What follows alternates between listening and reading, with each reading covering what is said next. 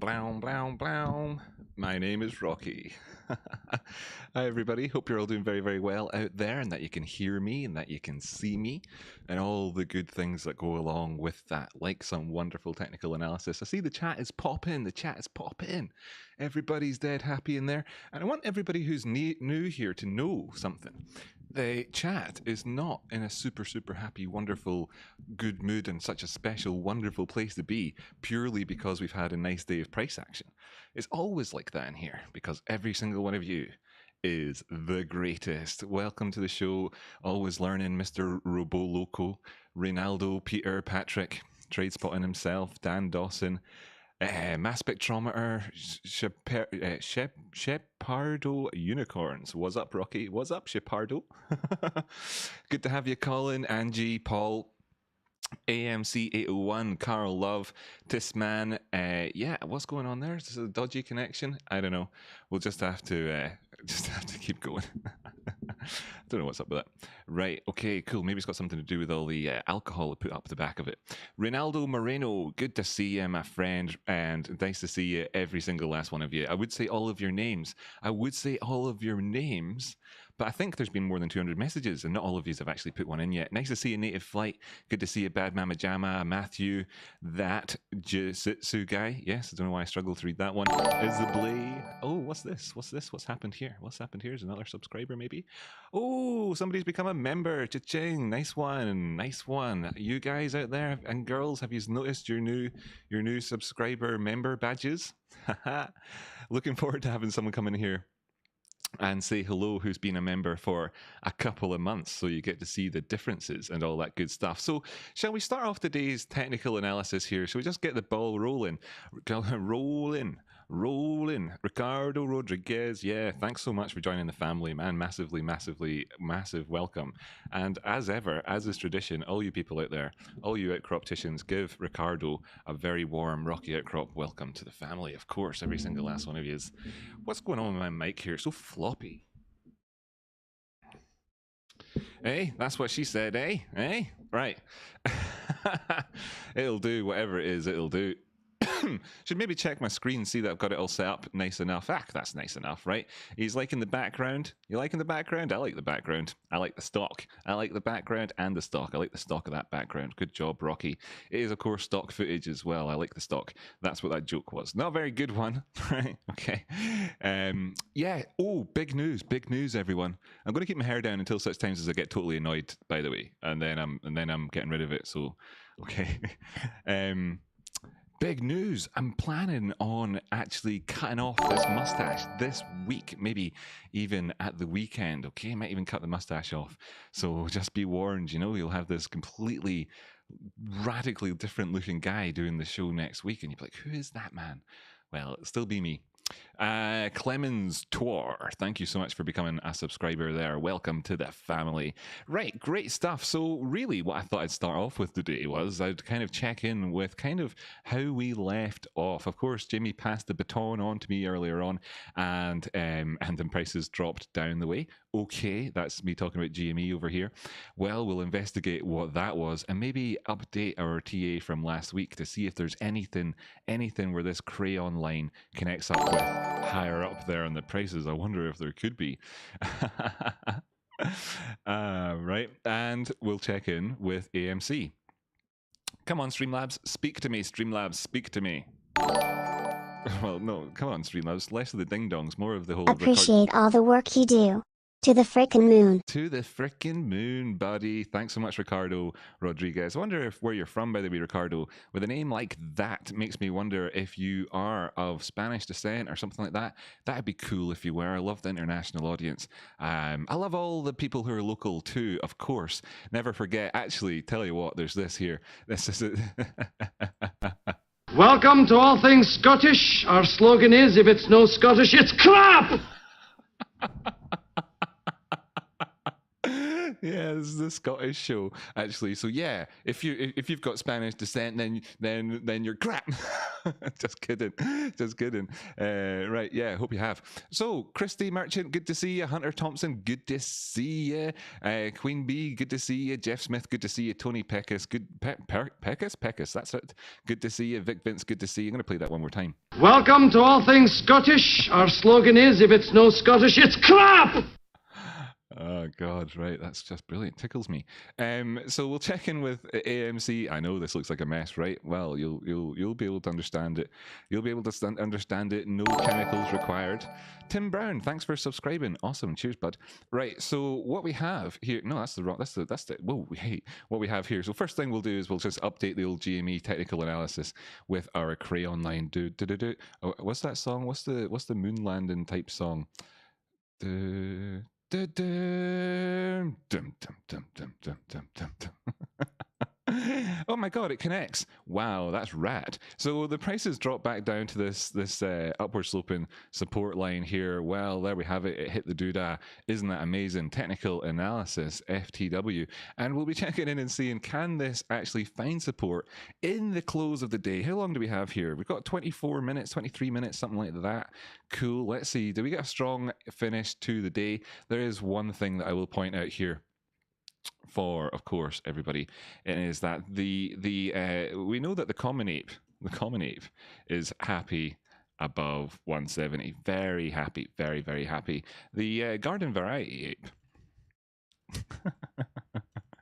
How do you spell variety again? Variety? I mean, I'm thinking, wow, that worked.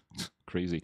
The garden variety ape is delighted above 180. Okay, right, so like that's just what we'll be doing here as our sort of general chit chat on that one overall for the next wee while. I don't know if I can fit this on screen with my limited real estate I've given myself. Shrink it down a wee bit. What do we have here? Do you see the beast? Have you got it in your shite? Oh, sorry. Wow. Thanks for my reading education there. Clearly needed some of that. Do you see the beast? Have you got it in your shite? Come on, read it. Is the women not going to read it? Well, the women might read it at some point. Yes. See the beast. Great train spotting reference there, buddy. Fantastic. Love that scene, of course. Do you see the beast? Have you gotten in your shites? She did it. Nice one. Cheers. Right, cool. Okay, when it comes to AMC, what did we talk about then before? Well, it's all this higgledy-piggledy, squiggly-squiggledy, right? Let's just try and clear it up a wee bit so we've not got everything on there all at once. This is a 15-minute time frame. We spoke about this last week, of course. Glorious to see. Glorious, glorious. Praise be. Praise be under his eye, indeed. We saw this. We saw this potential sort of left shouldery, right shouldery, or head right shouldery area. We talked about this as a neckline. We had the whole battle for this region set up as being a big deal, and we dramatized it for sure. And then we're talking about how the prices could go from here up to here. And isn't it lovely that it just went from right at the very point of where I drew that in from? It's art. It's art. I guess it's the art of TA. Well, at the minute, that's kind of, what we're hoping for. 1450 where our previous highs were. That'd be a dandy. Oh, I tell you what, with all these subscribers coming in, I might have to turn that noise off, but it's freaking lovely to see you in the family HSWWER. Right, so current targets on this one, 1450. Can we move on up the way? A little bit of nice chit chat that went on in the Discord over the weekend with regards to the TA that a guy called Andrew put out on a show called Trading Sciences, a YouTube channel called Trading Sciences. Let's give the guy a proper shout out here. Let's not piss about. Give the guy a proper shout out. And what was he called again? Trading Sciences. Trading Sciences. So there was chitter chatter in the Discord about this chap here. I checked out his channel. I quite like the guy. This is a tip, just like all these guys are doing here. What you do is you hit that button. So thanks to John Velasquez Talaxon. What a combination of John Vasquez Talaxon. Wow, that is it. You've definitely got some Hey Rocky, heart. Interesting reasons behind that name. I wonder its quality. Anyway, that's what you do, just so you know, right? Anyway, he put this video out over the weekend and he was talking about his Elliott Wave stuff.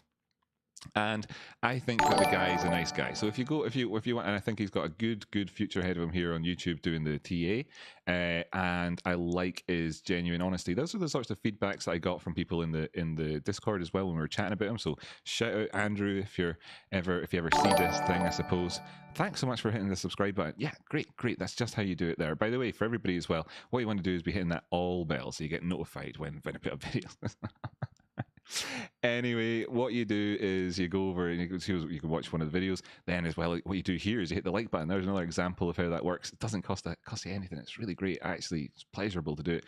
At this point here in the video, he's chatting about how he doesn't quite understand necessarily what was going on here is at his point is wave 4 that he was talking about, and just saying that it's a little bit kind of odd, the behavior here, and it was odd similarly over there at this previous point, this other wave that he's got set up, this other Elliott wave diagram that he's got on the go there. And yeah, we were all chatting in there about him behind his back. Nice guy. Chatting about how we like his honesty, talking about these things. And what I was kind of looking at it. I see you, E. I see you, Rocky. I see you, Rocky. Why did she not say Rock? Why did she not do that? That's cheers, Bad Mama Chama. Quality. Nice try. I don't know what she failed, right? So we were talking about that, Andrew, man, and what I was saying is that really liked what you were looking at overall, and I was just kind of saying that on the way up in your, let me get your picture up again, in your wave 1 there down to the 2, it was like a little bit kind of extended, wasn't it, at the time when it went down to that 2 in terms of like, you know, the Fibonacci retracement point that 2 went down to. When we came on up the way, what was the, I just don't want to be saying this wrong, you get the message anyway, when we came up for the next one, right? Yeah, 3, there it is.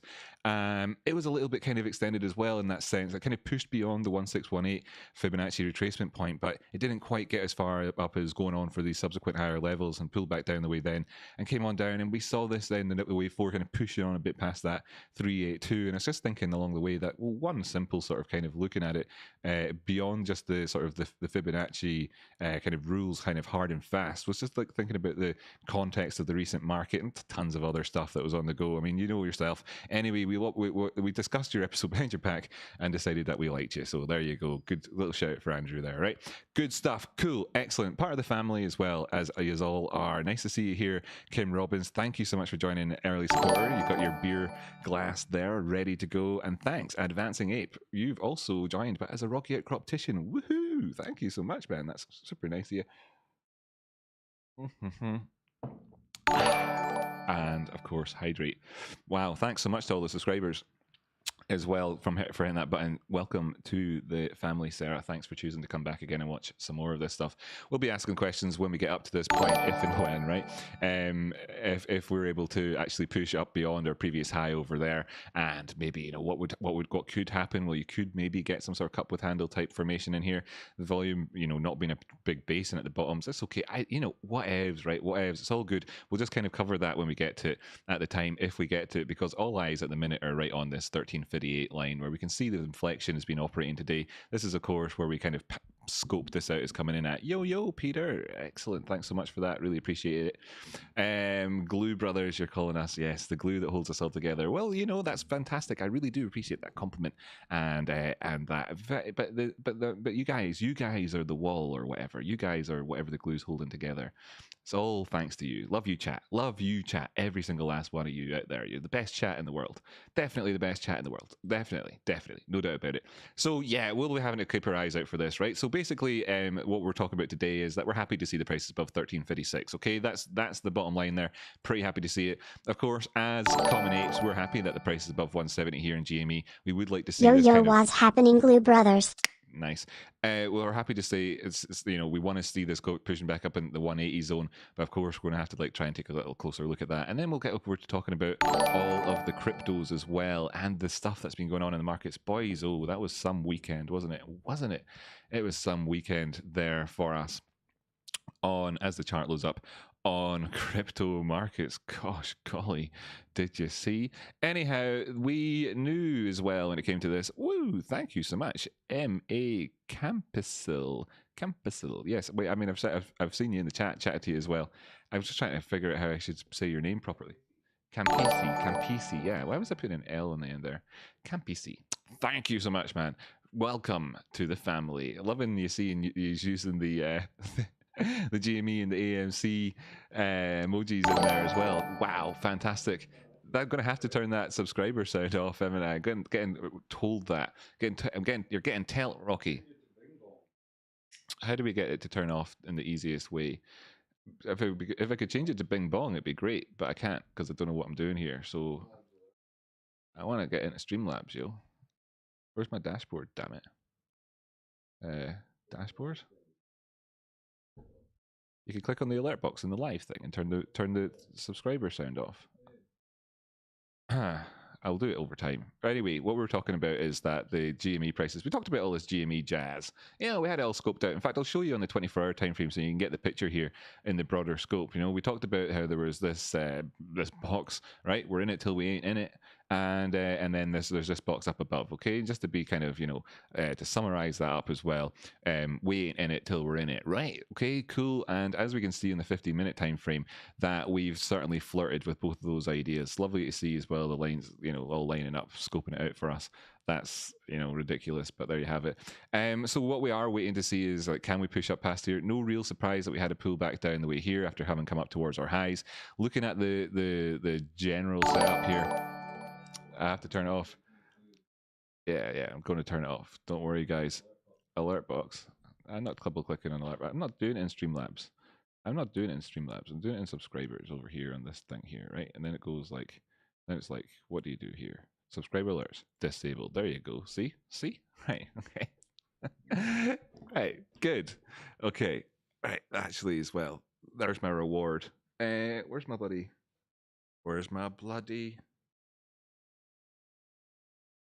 Oh, you're joking. I've lost my hairband. Nightmare. Right, okay, just have to get another one at some point. That's done. Brilliant, fantastic. So yeah, we were kind of flirting with either of these zones. You know, when we get up into this one, then of course the general sort of narrative expectations in the market changes somewhat slightly, and the conversation of course becomes what we can do next week. There's a lot of chat as well earlier on in the chat in TradeSpotting's epic as ever. Wonderful stream. Thanks so much for that one, by the way, TradeSpotting. I hit a like on that just like all yous are hitting like on this one. What am I saying? Like fucking blah, blah, blah. Jamie's stream was good, and hit like on this one if you want, whatever. Right. What were we talking about? Why am I even talking about Jamie's stream at this minute in time? Why was I talking about this? Whatever. Right. On with the next point. So if we were looking at this, as being a potential sort of cup with handle type formation, how have we managed? You know, how have we fared, if you like, between those highs and those lows? Well, we came all the way down to the 50% point here, and thanks to, you know, to the old Williams O'Neill that came up with the whole cup with handle doodads, then yeah, you could say so. That could be potentially one. That, of course, could be the handle happening all at once. Oh yeah, that's right. The chit chat, the wonderful chit chat, all you wonderful stuff, talking about that 500,000 shares earlier on, or whatevs that were borrowed. Now, this here is typical as what you see in the markets. Now, I tend not to really look into what people have shortened and whatever else, and you can kind of see when you drew these, when I drew these things in last week, that this area here and seeing it being sold off from that point and coming back down to previous area of support was not entirely shocking. Then the machinations behind that, whether somebody borrowed shares to do it, did it naked, or already had the shares and simply sold them, took profits on their long positions, or did whatever in order to push that happening, it's kind of like out with the scope of what I bother looking at, to be perfectly honest with you, generally speaking, because you know, you stick to your knitting, right? So I'm here to deliver top quality technical analysis, and there's plenty of apes out there talking about all that sort of jazz elsewhere, although I did attempt to answer some question in the chitter chatter earlier on, before of course my phone died and all that jazz. Right, so how's all getting in here in there? Nice one, Stefan, saying that of course GME is got energy behind it. Mac Don, good to have you here, saying that you love us. Well, we love you back, you know. What can I say? I'm all rosy inside. Native Flight, thanks so much for saying let's go BTC. Well, you know, we will go there in like 11 minutes or something like that. We'll kind of let these markets cool off, chill out, all that stuff for the end. of the day. Nice to see it. There we have it. The garden variety ape is now, of course, eating his bananas in delight, up there above 180 at the minute. That's what we want to see. That's what we want to see. So it's doing what we want to see. Yeah, it's doing what we want to see. Now, of course, as well, the other thing that we talked about when we were looking at this on the broad screen was what could be happening with AMC. Could we have anything similar feeling to that type of setup on the go that I described with regards to the GME charts? This is a 24-hour time frame, though, looking back across a broader period of time, seeing that rounding off of the volume down below. Now, there's a couple of rules that this breaks. The left-hand peak of this cup, if it were to be a cup with handle, you know, this area, it's not higher than this price action over here, but we are looking at this whole section as being a potential kind of write-off in terms of what we're doing to allow it to, you know, in terms of our the inhibitions that you would normally have, talking about this as being a cup with handle when it doesn't actually comply with the rules. Well, you know, talk about not complying with rules and stuff over there in that period of price action, right? I think that kind of sums it up. So we're asking the same question, and this can be broken down a number of different ways. And I'm just talking about this from a pattern point of view at the minute. Who cares? It really doesn't matter. This all just expresses the same sort of phenomena. What was that, by the way, that came in there now? Was it another subscriber thing? Well, I tell you what, I did turn it off. I did. You all saw it. Did I not have to hit save? Right, yeah. So what am I? Anyway, sort of definitely one of those common apes. That's all I am, a common ape, right? Okay. So yeah, from that broader picture, you know, we've got these two tops here. Just talking about this from a point of view of pattern analysis. You can talk about it any sort of way that you want. I'm just trying to get this overall kind of impression on the go here. And this is what it is, generally speaking, that makes us feel smiley in this area. So really, you know, when we're looking back the way, we're hoping that overall, of course, that this caterpillar can, of course, climb up to the highest tops of the trees. Really, that's what we're talking about overall here. We got a bit of a digression when I decided to draw the smiley face in, but essentially it was that chat from the GME charts. Okay, it's the same sort of thing. Looking at the Fibonacci retracement that we had just here and saying, well, you know, we came down a chunk. We didn't go as far. Did we? We went as far as some 50% Fibonacci retracements, not particularly that one there. So you know, we didn't go the 50% depth of that movement in there to form a full cup. This could, of course, then have been as well at that time. Just here beneath the eye there, this could have been a bull flag, and then of course we're going on, you know, we've gone up the way since, so you know, we're just waiting to see, can we push past our previous highs and then of course carry on for that next movement up, which is a sort of a fifth wave, if you like, or are we going to see some sort of resistance here, whatever. And currently we're aiming up towards 1458, and the and just saying that we're happy to see things closing above 1358. I think. Right. A couple of extra little things then. I'll give you a little bit of the old TA doodads as well that were in here. So I said that, you know, this is very complicated looking. It really isn't. It's just like noisy and full of colors and like kind of overwhelming. And it's like, you know, when you look at that machine in Pizza Hut, that thanks very much, S, for your donation of $1. That's quality. Thanks so much, mate. It's just like looking at the ice cream machine for kids at the minute, you know. Okay, so it's just a bit overwhelming, but it's fine. Get your sweet tooth on, we'll be doing all right. Here, what's that? Right, okay, I did hit save. I did. You saw it happen. I hit saved. The alert box, right? See, the thing is, like, if I turn the alert box off, then of course the alert box itself, subscriber see, it's off there. It's off in my settings. You know, you can't see that on your screen, but I can see it. It says it's off. God's sake. Well, there you go. That's just what it is. Happy times. It's not like I'm going to say don't subscribe. I mean, well, come on, whatever. Maybe just do it at your. Who knows?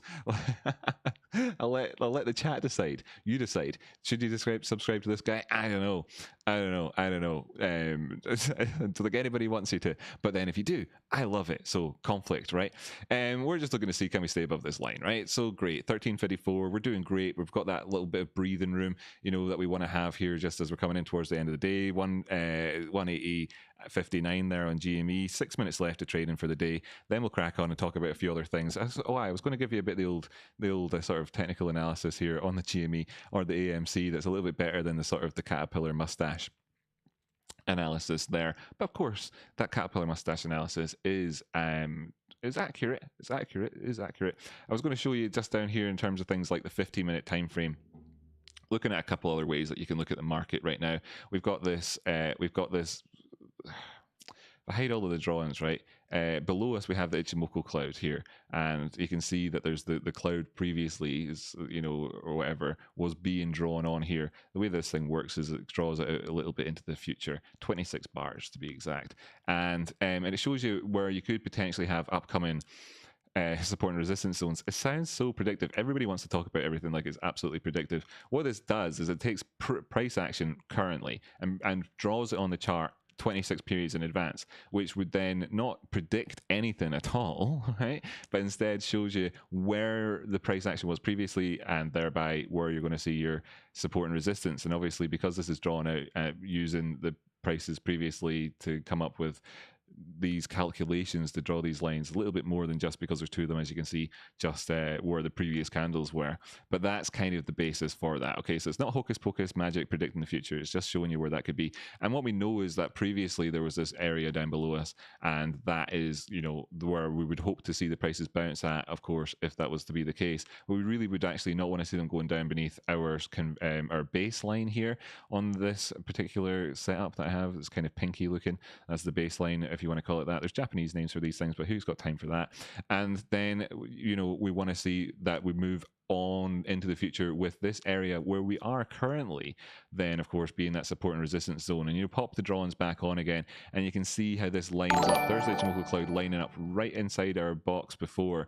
Thanks so much, Susie, for donating to Super Chat. That's really awesome. Really appreciate that. That's fantastic. You're a lovely person. Wonderful stuff.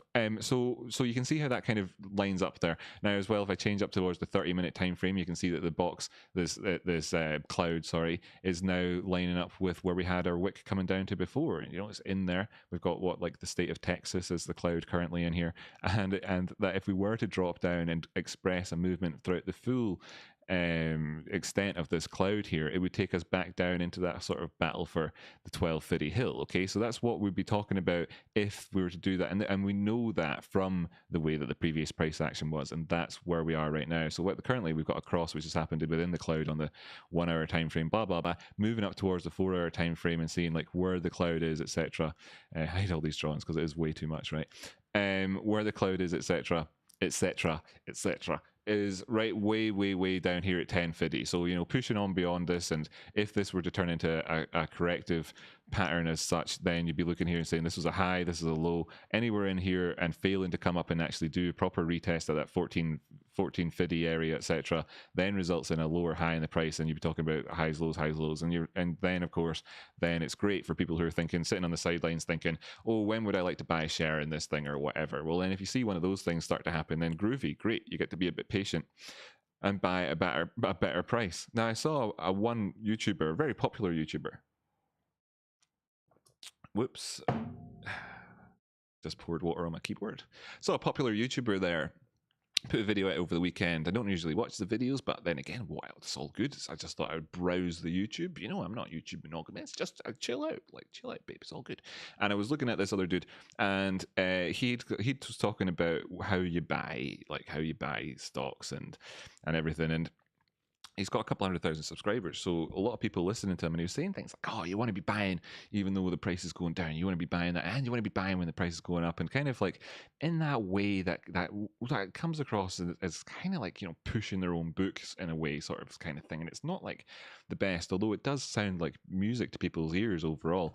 I would kind of be of the opinion that really you kind of what you're looking for when you understand that markets operate with a sort of, let's just kind of make this more or less simple to understand, a sort of wishy-washy kind of uppy-downy sort of snaky-wakey behavior, right? Is that if you understand that, that's kind of the way that everything is always looked across all time, and anything that you ever look at, that there's always price action looks like this, that generally speaking, kind of aiming for being at these sorts of points as you're doing your purchases and whatever is as a rough guideline is probably advisable. So that's what we look at in the show. So if you're seeing me saying things like, as we look at the AMC price, right, if I say, for instance, something along the lines of how the prices could go to one of those areas, then what you're hearing there at that point is not sort of bad news, right, necessarily, but what you're hearing is that that buying in these zones, which is in between where you can mark out the price action, if you look at things on a broader perspective,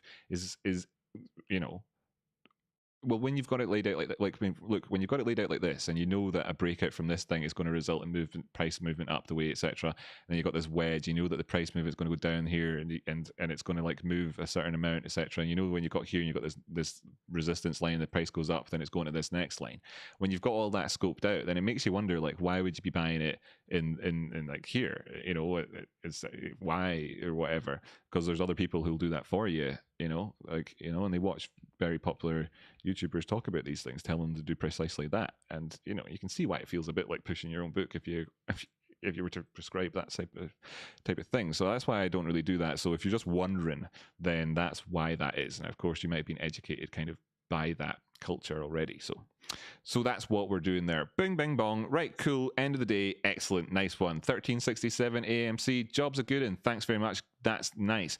What we're seeing here on GME 180. That's great. Jobs are good, and that's nice. Well done, everybody. Round of applause to everybody involved in stocks. Everybody involved. Now, I mean also all the good guys, all the bad guys out there, all the ones that say stuff that's like, I didn't even want to put it on the channel today, actually. If anybody wants me to ever to make a sort of soundbite out of somebody who is called, let's just come up with a pseudonym for them, the Deity Pastille, talking about what he thinks of his subscribers, and how he's talking about how he's going to burn their money there and all that stuff, and you want to celebrate it sometime, let me know in the Discord or something like that if you want to see that type of thing happening. Otherwise, I'm just going to stay positive about everybody involved in the community, everybody, especially those, of course, who are, of course, handing over their money to all of us. I mean, we've got to be especially thankful for all the people that were shorting it recently, and of course didn't know about things like, you know, the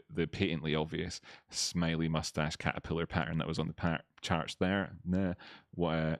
Everyone can see it. So there you go. Anyway, well, right. Let's just chat with chat for a wee bit. How you doing, chat? How you doing, everybody in there? Let me know how you're doing. I want to know how you're doing. I'm seeing bananas in the chat. That's great. I'm seeing highs, wavy hands, highs, everybody. I'm seeing that you're all saying that you like the stock and that you're dead happy. Fantastic. Sunjo Kojak. Oi, better late than never. Hey, that's great, man. Well, you know, we're going to talk about crypto and stuff like that. So in many senses, you're kind of on time. How cool is that? By the way, I'm totally blown away by the fact that we've got 250 viewers at the minute. Really am. I'm just loving it. I'm loving the community, loving this special stuff that we've got here with this wonderful, wonderful chat here. You guys, girls, all yous, the best, so the best, all of yous. But a million miles. Fantastic. So good to hear, Stefan, says TradeSpot. Excellent. If Jimmy's happy to hear it, I'm happy to hear it. Rocky Outcrop, there can be only one. Oh, wait, that's a Highlander quote. Well, right. I don't have that on my soundboard, but I have got other things like this one. They may take our lives, but they'll never take our freedom! I'm actually curious. I've not heard what Forrest Whitaker has to say about Scottish folk. Let's hear what Forrest Whitaker has to say about Scottish people. What is this? You are British. I'm Scottish. Scottish? Why didn't you say so? There we go. Nice one. I've got no idea what they're about, and even if that was Forrest Whitaker, but I feel good about that nevertheless. Right. Julius, welcome to the family. Thanks so much. Rocky Outcrop Titian, legends. Looking forward to seeing that pint glass filling up. When will someone come in here who's been a member of the show for more than a month, so we get to have them with a little bit of beer in their glass? Can't wait to see it. Drew's Tech's here. Drew's Tech was here. Drew's Tech, you here? Well, brilliant. If you are, then I'm sorry I missed your chitter chatter in there. I loathe Mel Gibson. The guy's barking mad, says Kado Baggins. Well, yeah, you know, but I loved Apocalypto, so what are you going to say? I mean, I'm glad he's out there, right? And Braveheart, what a great movie. Doesn't matter that he's like 5'4". Or whatever. William Wallace was like 6'6" or whatever. You know, like these dudes were tall. Robert the Bruce. Have you ever been, any almost Scottish viewers out there at the minute? Have you ever been to Dunfermline and seen the cast of Robert the Bruce's skull. I mean, as a 6'3" individual, and I'm standing there looking at it going, oh, jeepers creepers, wouldn't like to have that guy angry at me. So yeah. Oh, have you seen that one on Netflix? The Last King of Scotland, with the second best Scottish James. Well, yes, Jamie here is the best Scottish James, of course, by a mile. But have you seen that one on Netflix? That the what's it called? The Last King? Is it called that? I'm not sure.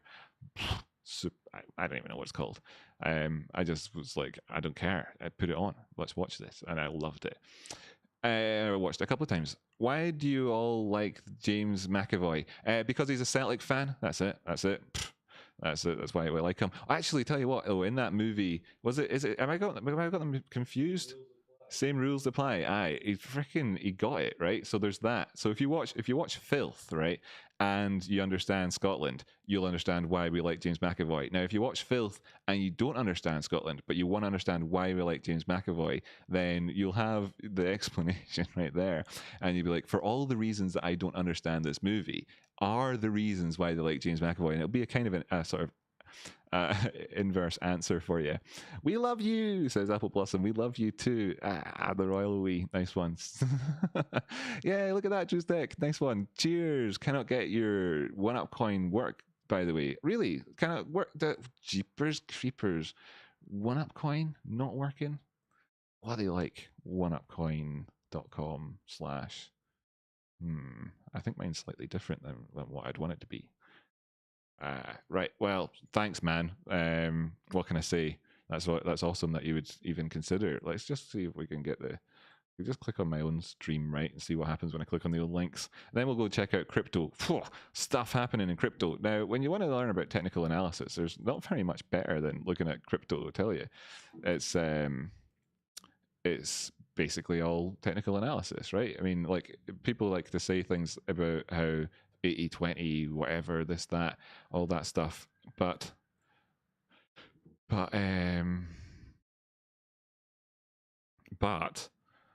crypto, like, what can you really say? Is it? Let's just go for an example. Let's choose Tezos, because it'd probably be like Tezos that you're thinking.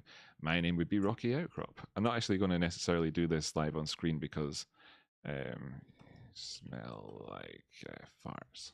No, I'll not say that. You are lovely. I'll say that instead. Let's see.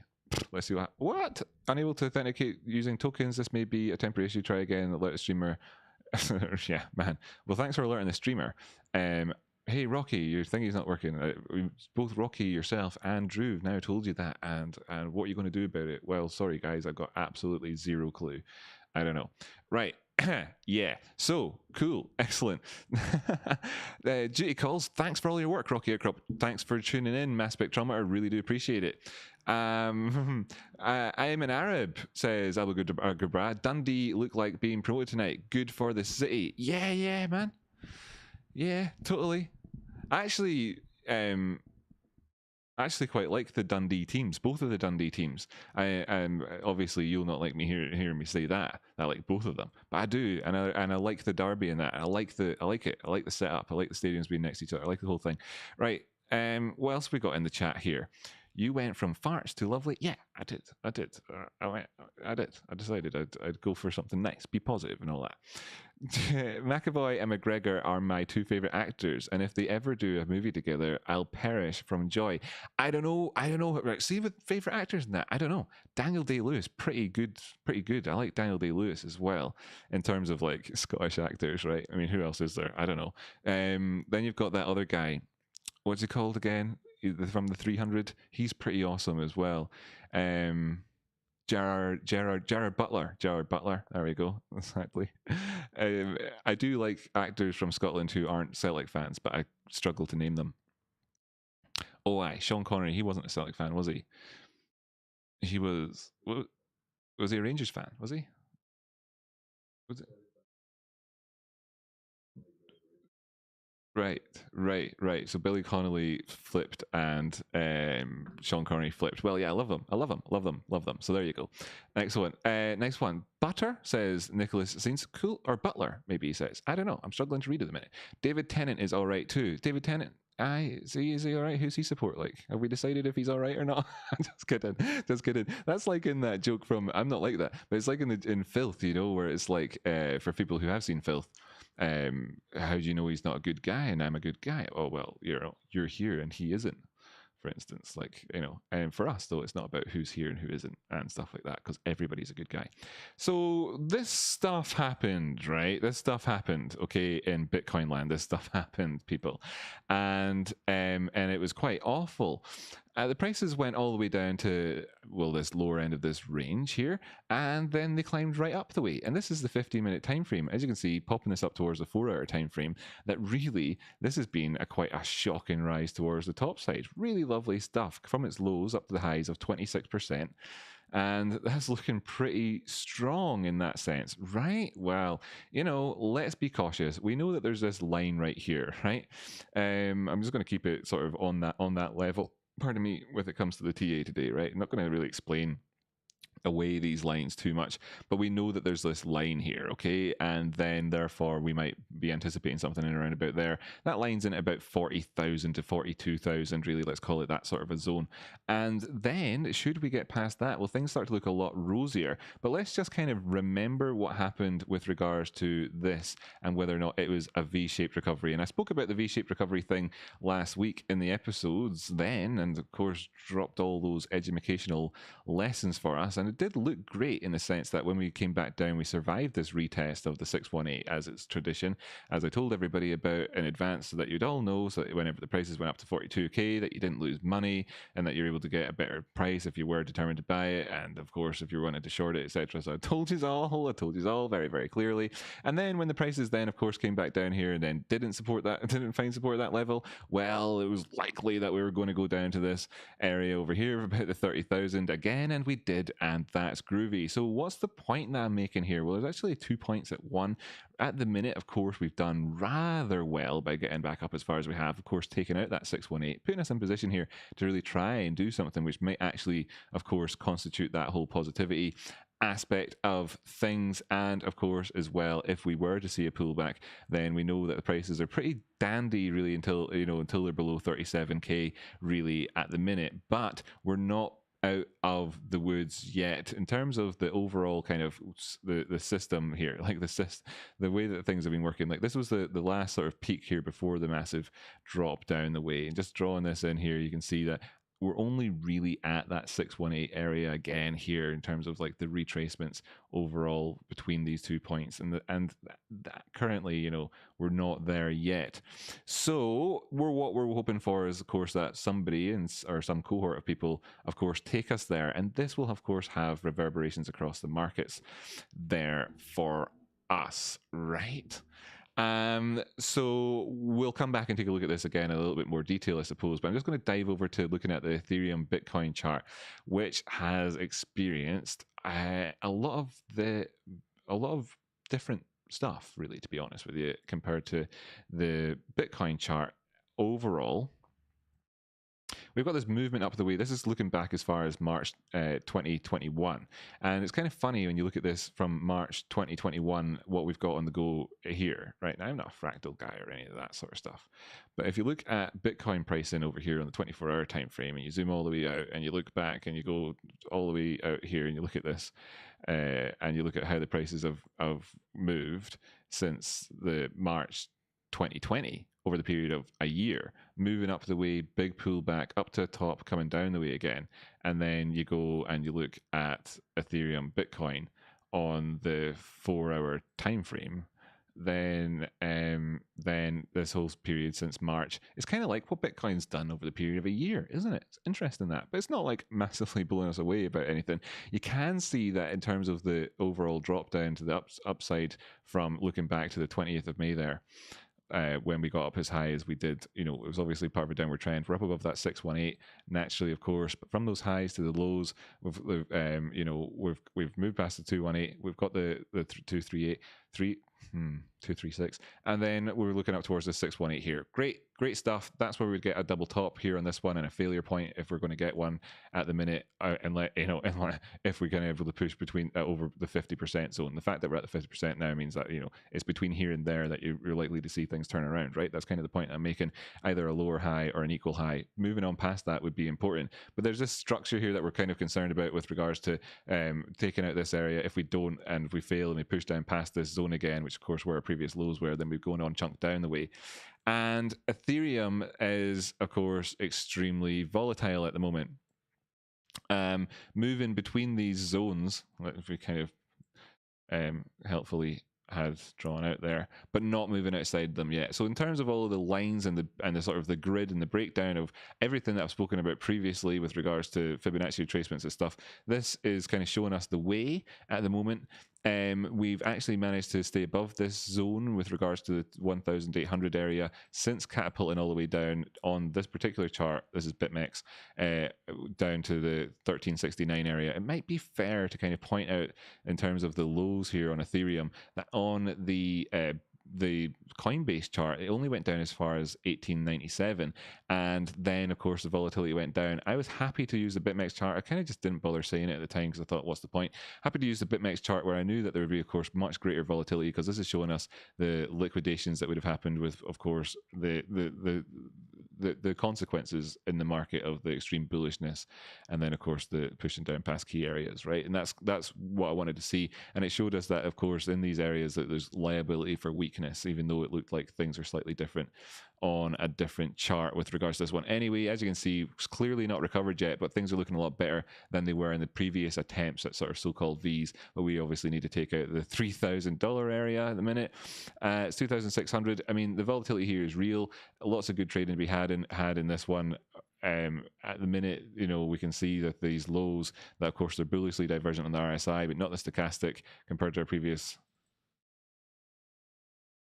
Yeah, it's totally not on the stochastic, and bumped up way into this overbought territory. So for us to see a turnaround from this at this point here would be fine. What I'm actually really then looking for is, do we actually see a turnaround in the markets? And we'll only really know at this stage by doing one of two things. One or two, either we come in here and put in a higher high, or we're looking for a higher low and to try and turn things around, or at least a double bottom, etc. Some sort of bottom information, something to give us something to look to beyond simply trading within the range of what is clearly at the minute just this kind of downward channel, which we could be breaking out of. But then again, you could be looking at like a broadening one, in which case your point of rejection is going to come in here at 3,006 before you come down, and that would be the key marker for us at the minute in terms of like Ethereum not being the one to lead the way in any sort of alt season, if there's going to be one versus Bitcoin, and that would be when things start to kind of really take on a different color. But at the minute, this is what we're looking at. When it comes to Link USD, then therefore another one of these ones that had a massive shock downward move, down to $20 there the other day, having been up as high as 52. So you're talking like more than 50% dropping down, and then we see that it actually went down as far as $14. So just kind of dragging this in from a roughly around about there to roughly down here, you can see that we had a 70% drop down. So there's your sort of COVID style shock to the market happening here in a number of altcoins, and this is them kind of just kind of responded to market conditions. Overall, we did push on down below kind of this region which is unfortunate, but we've managed to recover it so far. So if you want a sort of broad picture view of like when can we get a bit more positive, etc., in terms of the next sort of phase in the bull run and the macro picture, should this continue, is when we've really secured our footing up above this zone, and unfortunately, while it doesn't make for great viewing, this is something that we've had to have been aware of as being possible. Now the shock move down here is massive in terms of percentage move, right? Okay, so when we got down to the move down to that line and then pushed on further, it was a subsequent 30% drop off. So trading off the back of this one, in terms of that question we answered or asked ourselves or discussed a little bit in terms of how you buy into markets, etc., you're kind of better off buying into a degree of strength. Okay, and if we just kind of look at this and say, well, on the way down at any of these points, there's huge amounts of weakness until certain things have happened. So you're looking at these previous lows and saying, yes, we had a green candle here, but we've not taken them out, so it's still weak, right? Etc. etc. And we're going down here to this area, but we've not taken out this, so it's still kind of weak, etc. So we want to be buying into strength, I guess, if you are looking for us to kind of recover up the way and paying due attention to key areas in terms of the price is towards the top side. Now we already have our Fibonacci laid up for us to kind of extend out the way. The 236 is where this line is, so that doesn't strike me as a coincidence. And of course, our previous high as well, if we do go up for one of these doubly top things that I'm talking about on various different time frames, like 4 hour, etc., then of course you're going right into that golden pocket. Okay, so the whole market at the minute has got this structure to it, and we're seeing that it expanded out the way. Okay, so we looked at Bitcoin in the first instance and talked about the big pullback. Now, of course, a lot of people then kind of put money into Bitcoin. You could imagine if you wanted a narrative to go on at this, withdrawn out from various cryptocurrencies, kind of stacking up the going from the daddy, if you like, of Bitcoin to Ethereum to the likes of Chainlink, maybe going up a chain towards what they think is being safer assets still within the crypto sphere. As obviously USDT will have been the one most in demand recently. So we're seeing that expansion throughout the markets. Okay, so what we want to see, I suppose, like this is in terms of the hopes and dreams, would be for the contraction phase to, of course, benefit those who are on the extreme edge of it. But there is the whole caveat of the strong get stronger and the weak get weaker. So at these points where we're seeing failure, if we do see them up above, then what we're looking to see is, could the weak get weaker? Okay, so don't let it be said that I didn't say it very, very clearly, right? So you're talking about the potential for a stronger contraction from the ones which have, of course, been exploited to a larger degree for people in this flight of capital that we've seen. But could we see that that contraction speed those up a wee bit, or could we see the failure up above then indicate that perhaps there's more to go? In which case, we would need to rely on the old adage of the weak get weaker, right? So that's what we're looking at. Okay, so that's the market summarized for the whole of crypto, and there's plenty of things that we could talk about. So we've got some extra sort of volatile friendly coins that still haven't achieved what we need to achieve, looking at very clear things like here on Tezos. Okay, so Tezos, for instance, wonderful moves coming up towards these price points at 360, just clearly drawing out wherever you want to stick any of these guys in at, where you've got like the question marks being drawn in. And we're not saying like, oh, we're coming up for these like highs up here at our 618 point on this one. Or actually, do I need to move that Fibonacci down? Who said that? Link Dawg Stocks. That's awesome. Big Dawg Stocks, man. I'm not massive on everybody else on YouTube, so sorry that I don't know everybody just off the cuff. And the answer is yes. Like, yeah, totally want to do a collab. I think it'd be great fun. It'd be great. We're all one big family. I just don't know you all massively. Like, don't know you yet. And what better way to get to know you than through something like that? Totally. Why not? Let's do something. Let's get it hooked up. You're probably also maybe more sophisticated when it comes to like getting in touch through Discord or something like that. If you get in touch with me, it'd be handy, right?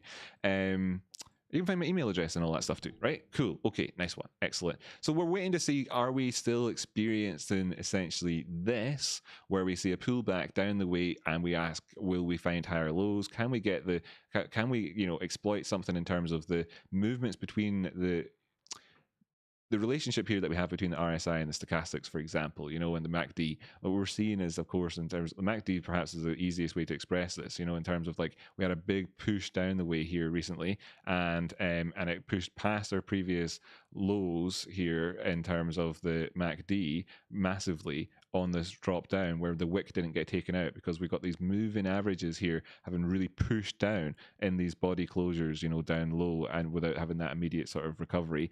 And it created this what could, you'd be hoping to have some sort of bullishness come off the back of this, because of how outside of the realm of this diminishing weakness here, and then of course this big movement. Maybe that's going to give us the energy we need to kind of turn around at this point, with of course a massive smack in the face of failure should we not take out our previous highs, because of course that's total hopium looking at it like that way around in the face of what we're seeing in the price action itself, right? So that's what we need to wait and see. Not only do we need to push outside this zone to get past our previous area and then up, and this is where our diving board was for in terms of like lots of other cryptos here on Tezos, you know. So from that high down to the ultimate low that we've had, the 618 comes in, and there you'd be getting your double top, and we're a ways away from that yet.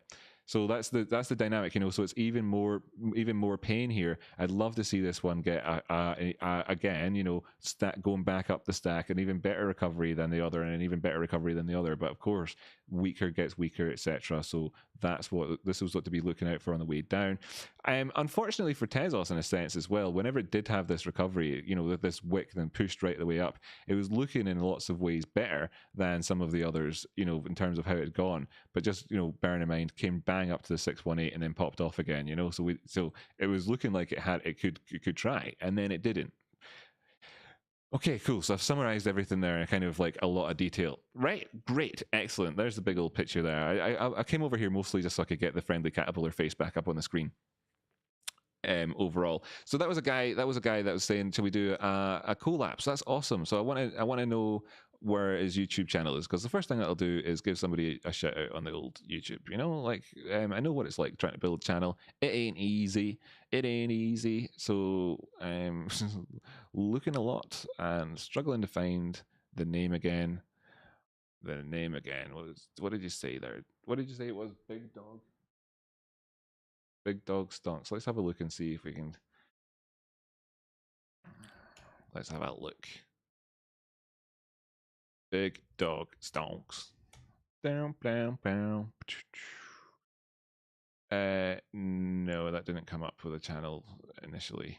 It's got a lot of stuff about dogs though here.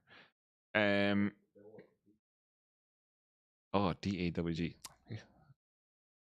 All right, not stonks. All right, you got your memes and all that the wrong way around. What are you doing, Rocky? Right, nice. Laser eyes, dogs inside an astronaut stuff. Well, there you go. This man has style. AMC and Squeeze with Gorilla Investments Corp LFG. Right, cool, excellent. Let's have a wait. Let's get his face up on screen. Give the guy a proper shout out here. So, we need to get the volume going. Dawg Stocks, back with another video. And today I got a special guest joining with us, man. It's my dog, man, the one and only. You know, you can see his channel. He's put out that video impersonating all the YouTubers, and I thought that was, by the way, phenomenal. I think that was really like Hollywood quality. Like, that was, I want to concur here. It was really great. Really, I enjoyed that. I watched it twice. I'm going to come back and watch your stuff whenever, you know, I'm not like infringing your copyright, mate. So we'll do that another time. Thanks for getting in touch. Cool. Excellent. Nice one. So that was a nice bit of niceness there for everybody. Tim Brown, getting some monkey tomorrow. Money, he said, but I said monkey. Want to buy GME around 10k euro total. Well, there you go. There's somebody with putting his money on the line. Excellent stuff. Traceone, he's asking Traceone here, do you think that we can expect a dip? And I suppose while we're here, I can kind of chat about this same sort of thing as well. If the prices,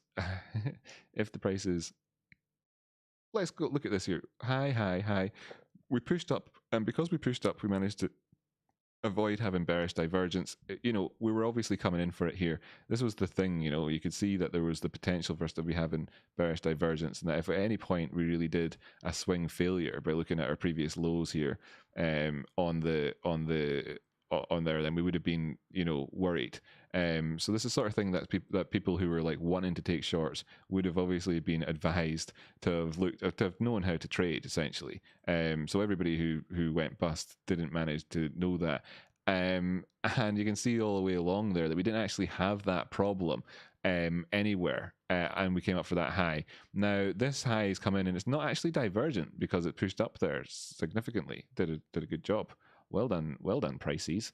So, and as well, you know, it's outside where I would put the oversold box. Now, you could say it was at 76, so of course it was in the oversold territory, but I've just kind of banged mine up a bit because I tend to look at more volatile stuff. And and as such, everybody who's downloaded it also has, but it's worth knowing that. And then we have come down below those areas. Okay, we have, right? But what this means is that if we start to actually confirm this as a local low, we've actually got hidden bullish divergence on the go here. There was no swing failure to be looking at, so it gave us the opportunity to come down. So when people talk about burning off divergences, etc., I mean, this is like a textbook wonderful example of the full setup for everybody, you know.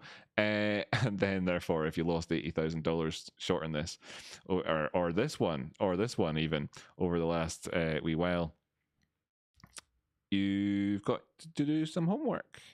And that's a 15-minute chart, right? So you're asking really, like, I've got some stuff that I want to do this week. Is it possible? Well, yeah, it totally is possible to have something in it, have you know, an expression of weakness, for instance, here, which could go along the lines of, let's try and get a little bit of liquidity for us to be able to carry this up the way and actually make it worth our while doing it on the whole big account type of front. So you absolutely could get a dip down here, and it'd be a case of kind of saying to yourself, well, how could we handle any dips? And it's all fair and well and lovely jubbly and great fun, and we all have a great time with, you know, lashings of ginger beer when we use diagonal lines to do really anything in the world. But just to kind of break it down more simply, we're above that, we're above this gap that we had recently, and we could be looking down, you know, to this area here and be extremely happy seeing the prices coming down the way. Of course, I'm not a financial advisor, and I would never claim to be one, but just bear in mind as well that our last low, this is the 50-minute time frame. Is it fair to really even put that pressure on the 50-minute time frame that if we do break down past these areas, you know, we go down past the 160s, where of course the garden variety ape and the common ape, neither of which would be particularly happy to see, then you could be going down to previous areas, right? And you'd be saying at this stage, low, high, lower. You wouldn't be saying that because you'd be able to speak. You'd be saying low, high, higher low, higher high, and then of course, you know, Watson. But the prices are going up, sir.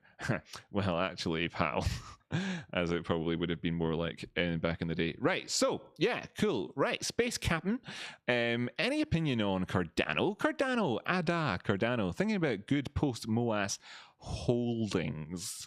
Okay, so you said holdings as opposed to hodlings. Buddy, man, you're going to have to start thinking about post-MOAS hodlings. You know, the Cardano community will reject you if you don't know your memes. Actually, that's not true. I suppose Cardano, I don't really know anything much about their communities. I don't think they would reject you if you don't know the memes. It's all good. Where have we, what that went in the top left there? Screw that. Let's go back to a bigger chart and talk about Cardano. And yeah, man, I've got some thoughts about Cardano, all right? I've got thoughts about Cardano, buddy. Load, come on, Load. You know, earlier on, TradeSpotting was experiencing slowness in the chartness himself. He's not alone, right? He's not alone. The chart's slow, but they've loaded up this time with Tezos. I want fucking Cardano. Did I even go to the right thing? Right, Cardano USDT. Right, boom, magic, fantastic. So you can see here my thoughts, right, as laid out in Technicolor, really are as such. Like, well, you know, this was what I said was going to happen, and then I said this was going to happen, and I said there was going to be this box here, right? So you can see how that played out. Then there was going to be this line, and ping pong. So all of that went really, really swimmingly so far. So those were my thoughts at the time. What more thoughts do I have, right? Well, I mean, obviously we're above this line here. Really good, right? Really, really good. We're not past that point yet. So while this looks like a V at the minute, I mean, ultimately, what you need to see happen is for something better in terms of V-shaped recoveries as yet. So maybe in terms of like just putting things in context, by the way, because like I said, to be honest with you, like the markets with the cryptos are working just fine. Well, they're working in similar stuff, right? Here's the V-shaped recovery of the year last year, right? This is the V-shape. This is one, and you know, this will of course go down in textbooks in the future for people. So we got to live it. Wow, nice, smooth. we also got to live this one back in 2018 and numerous others in the world, right? So, like, let's just have a quick look at how these things work out for us, right? And if you look at this sort of jazz here, right, this had numerous reasons and such, and people said things, and there was stuff going on in the world, but we didn't really, I didn't look into it at the time, so I can't remember what it would have been now. Probably just knew through pop culture and reading the news what people would have been talking about. But of course, what with me not caring about fundamentals doesn't live in my long-term memory. But there's a number, like, so you can see how this went up and did the sort of the classic things that you want to see happening from a broader point of view. It looks like it just went right through that area. But as you can see here, we had a little bit of a pullback, okay, just in that little area just there. And this is just like typical stuff. So in terms of just looking at how much, what percent did we see the prices pull back overall? And you can see they didn't really push past down the 236 area, right? And that's kind of what you wanted to see over there in traditional land. We can accept a lot more volatility in the world in crypto. Of course we can. I mean, look at it. We're having to right now, of course. So if things did turn very bullish again, then there you would have sort of proof in the pudding of that one. But overall here, you're seeing in terms of the SPY, then the one from last year, the greatest one of all time. All people love it. Oh, look at that. It looks like a big V, a V for victory, etc. Then you can see the pullback. Looking at that, by the way, thanks very much, Raghav, if you're putting in lots of smiley faces. I'm sorry, my Nightbot's a bit of a Nazi. So it would pull back down to 236, but didn't actually push on past it, etc. You can see that there was a doubly top type potential. We actually extended on beyond it and then came a wee bit back down beyond, giving you that nice volatility there for trading, stealing people's hopes and dreams at that point, and of course cashing in on them here before you then rode it on up even higher, with you having a position and them not having a position because they were told by somebody to like buy it when it's at the top, and then they were told here to sell it because that was the start of the bottom for them apparently, or whatever, but they were wrong. And what we're looking to try and do is, okay, so lecture over, is to see something gosh damn resembling what you'd hope to see, right?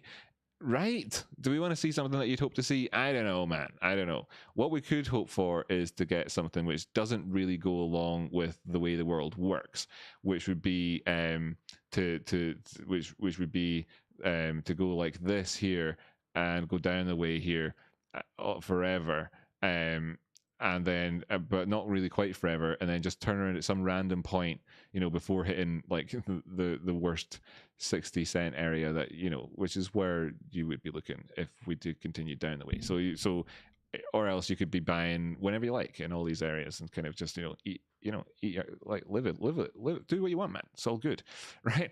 And that story begins in around about here with, of course, the complete lack of what we saw on that other chart taking place. Now we have a couple of instances where you can see that we failed there and we failed there, and this is just short-term stuff. Like the other chart was like, of course, big. This is smaller. So we want to see this translate up the time frames, etc. It's not there yet, man. It could be soon.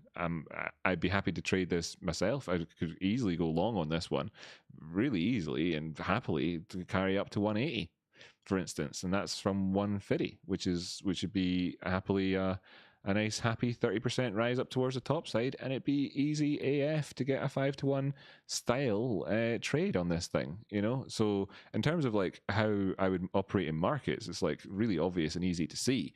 That would be nice. Right. Oh, Space Captain, you just became an early supporter. Welcome to the family, bro. Good to have you here. Let's check in with the chitter chatter. And of course, let's leave up a big old screen here of joy for us. Let's get rid of a couple of things. Let's get rid of everything.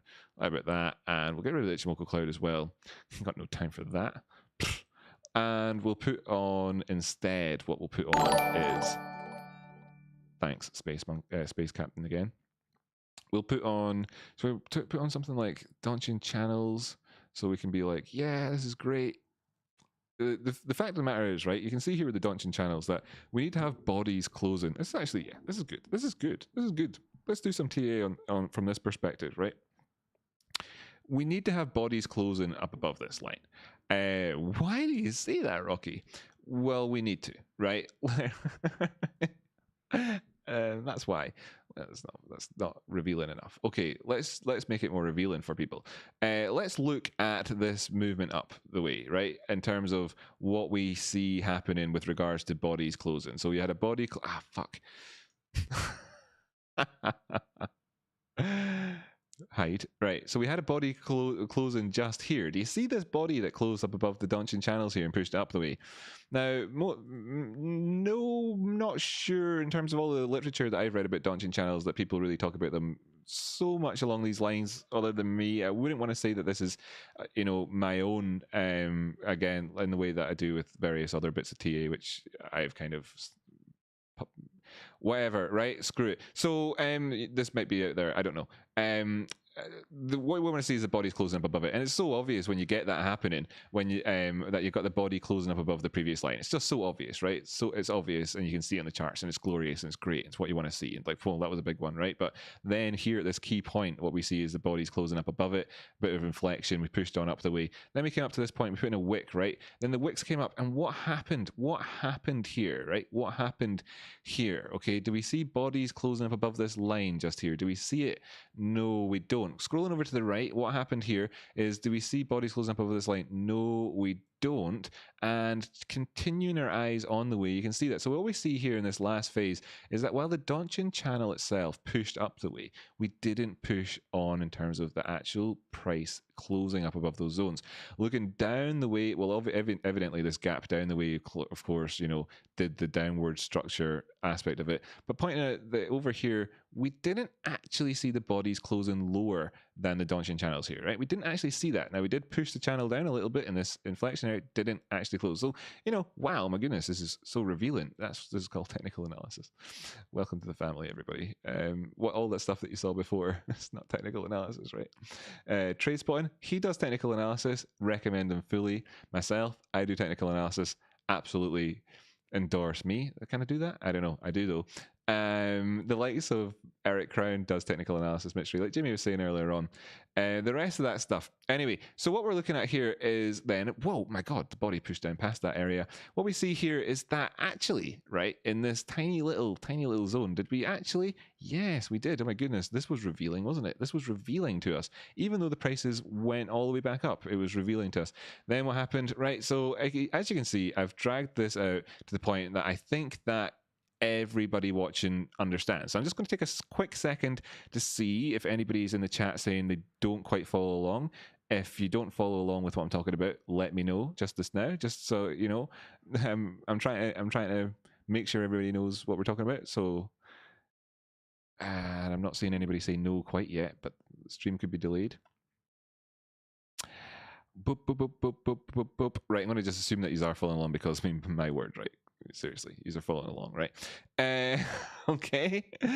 Right, then here, what do we see having happened? Let's just pop in a horizontal ray. Not only did we not push down past... Oh, shit, no, we'll not do that. Sorry. Right, okay. I'll do that. No, there's more to the channel than mustaches, troublemaker. There's more to the channel than mustaches. Next week, you'll see. You'll have to be looking... Maybe I won't. Maybe I'll just keep it on. Who knows? Whatever. Who knows? Who knows? Blue knows. So we're looking here, and yeah, we didn't do that, right? Story well understood, well told. I could draw a line in there, but then everything would go crazy.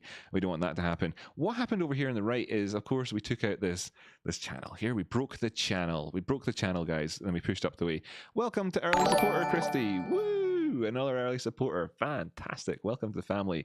Right there on the 11th second of the 11th minute of the 1 hour of that stream. Wow, what timing. All on the 11111s.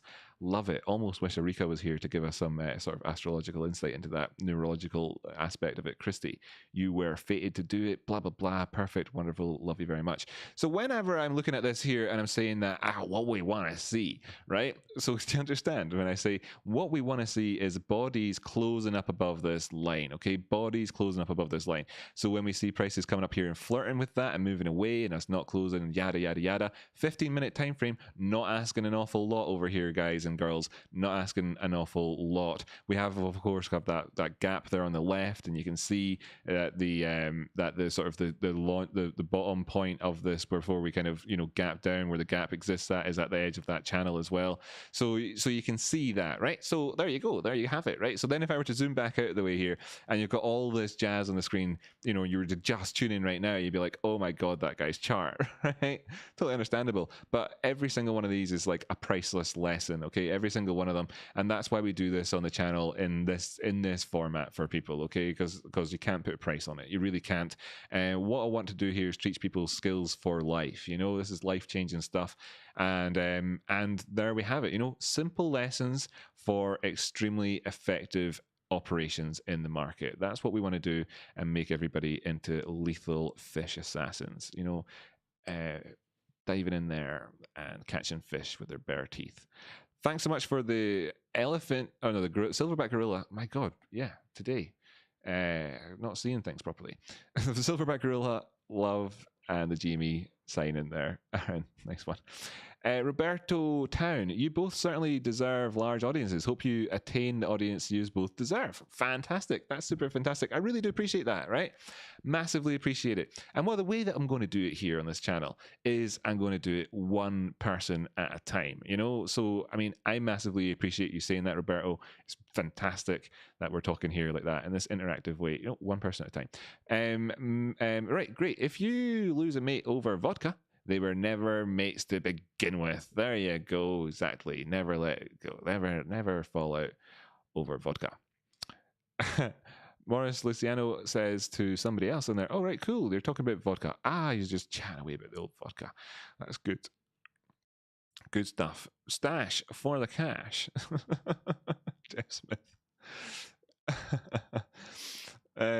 Great. Apple, lovely, love seeing you in here, Apple Blossom. I was considering adding a couple of extra moderators here to the chitter chatter and that when things go crazy, and I've had extra people as well saying recently, like in Jamie's stream earlier on, I was chatting with who was I chatting with? Mass Spectrometer, was it? Or was it Max? I'm not sure. Certainly an MA followed by 2 letters name. I can't remember if it was Max or Mass I was talking to. And they were saying maybe we need to put slow chat on. Well, not in this one. Not right now. We're still in a fairly intimate setting here. There are 200 people watching, but it's still fairly intimate. I still get to see all of your chitter chatter. So I don't need to put the whole slow chat on quite yet, but something we'll think about if we get up to 1,000. Hey, Susan, nice to see you there, by the way. SK, that's sorry, didn't mean to give away your real name. That is Sus-Canine. Nice to have you here. Jax Pied, right, struggling with names today, says, first thing I heard when I tuned in was, if you're just tuning in, lol.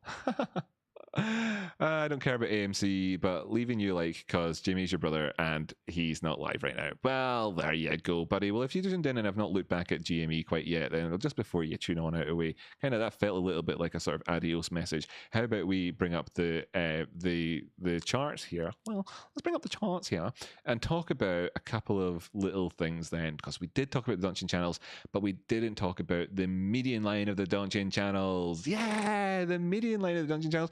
What, Rocky? You mean there's even more education that we could do on the Donchian channels? I thought we'd had all of the fun for today. No, there's more fun. There's more fun, everybody. And it's the median line of the Donchian channels. Now, what is the median line of the Donchian channels? I hear you all asking out there. Of course you are. I know, it's incredibly intriguing. No wonder you all want to know desperately. Well, the answer is quite simply, it's the 50% point between really the two channels, tops and bottoms, that you're looking at any given time. You can see that for yourself. How about I draw on here? I'll use the old fib retracement tool. This is a really handy way of getting 50% between 2 points, and you can see there that the 50%, can you see it? I don't know, actually. Let's be honest, Rocky. Don't think anybody's seeing anything in there. Right, you can see the 50% lines there. There's the baseline of the thingy. There's the baseline, the middle, the median line, the middle line, right in there at 50%. So you got a few things happening here at once. Okay, so there's a guy back in the day. He was called Dow. He was, of course, Indiana's father. After him and his lover, Mr. Jones, you'll know they got together. Dow was one, and back in the day, he had this lover called Jones, right? And together they went into business and they set up the DGI, forever, right? Forever, right? And it was lovely. So wait a minute. Oh, yeah, but Dow had this theory. Okay, now Dow had a theory. This is all true, but this part especially. Dow had a theory that when markets were moving around, right, and doing their whole uppy downy thing, we talked about the whole uppy downy thing earlier on, right, and you've seen it on charts before, I'm sure of it. They look like this. It's great. That occasionally they'll do stuff, right, and they'll have like a pullback, and this pullback will go to some particular place, right? And it's amazing. Where it was about 50%. And he would be like looking and saying, well, our low was down here in this little example at 191. Our high was up there at 201. The middle of that is around about, I ain't got time for maths. It was around about here, the prices will go down to here, and then they'll take off. Wow, great, excellent. And that's what happened. This is the logarithmic chart. I've got that on, but it makes no difference for what we're talking about for anybody curious with this at the minute. So that's one thing, and that lines up perfectly with Dow theory. So the fact is that here, in terms of the 15-minute time frame, when somebody was asking earlier on, could we have a dip? Well, we did a couple of things here. We went down below the 50% area, right? The 50% area here. Now, that's not from a Fibonacci point of view, because let me just be very clear here. If you were using Fibonacci to measure out the 50% area, then you'd be looking at your actual proper lows. And that'd be coming down here from this low and going up to that high that we had there, right? And the 50% is more or less where that wick came down to. And great. So overall, when we talk about the upward sloping line here, right, and we say that we didn't break it, we're really happy because we've not gone down below the 50% point from the start of that feckin' upward sloping line to where we are right now. So like, from a Fibonacci point of view, you've got that type of thing on the go, and we're doing great. And that's really how Dow would think about things too. But you would say that you're liable for these 50% retraces. So, if we don't manage to break up above this area, then of course we could be going down to visit something like 173, and there's of course then where you might get your extra buys, blah, blah, blah, blah, blah, blah, blah, blah, blah. Now, it'd be a question at that point of whether or not we got a body to actually close underneath that line. So you'd be looking for a body to close underneath that line. And if there's a wick that goes down below it, that's cool, whatevs. But, that's what you'd be talking about from this Donchian channel point of view. And at the minute, we're looking and saying, can we get above the middle of this? So we know that this middle is formed by looking between the high there and the low. So how is the high and the low formed? Well, the high and the low is formed by looking at the lowest period, the lowest low in the periods that you're looking back the way. Now, for me personally, I like to set up my Donchian channels. They've got a 26 period look back. Now, out of the box, it actually uses a 20 period look back, right? So this is a slight difference between me and other people's charts out there at the minute. That's how the 20 looks. And of course, we've come down and satisfied all those conditions, and we're looking to go up the way right now. And that's what most people will be looking at with this at the minute. For me personally, I'm happy enough to have this set to 26. The reason for that is because the 26 period look back is the Ichimoku cloud. Okay, so like I explained the Ichimoku cloud earlier on a little bit, right? Touched on it a little bit, but I just want to show you if I can actually read this, because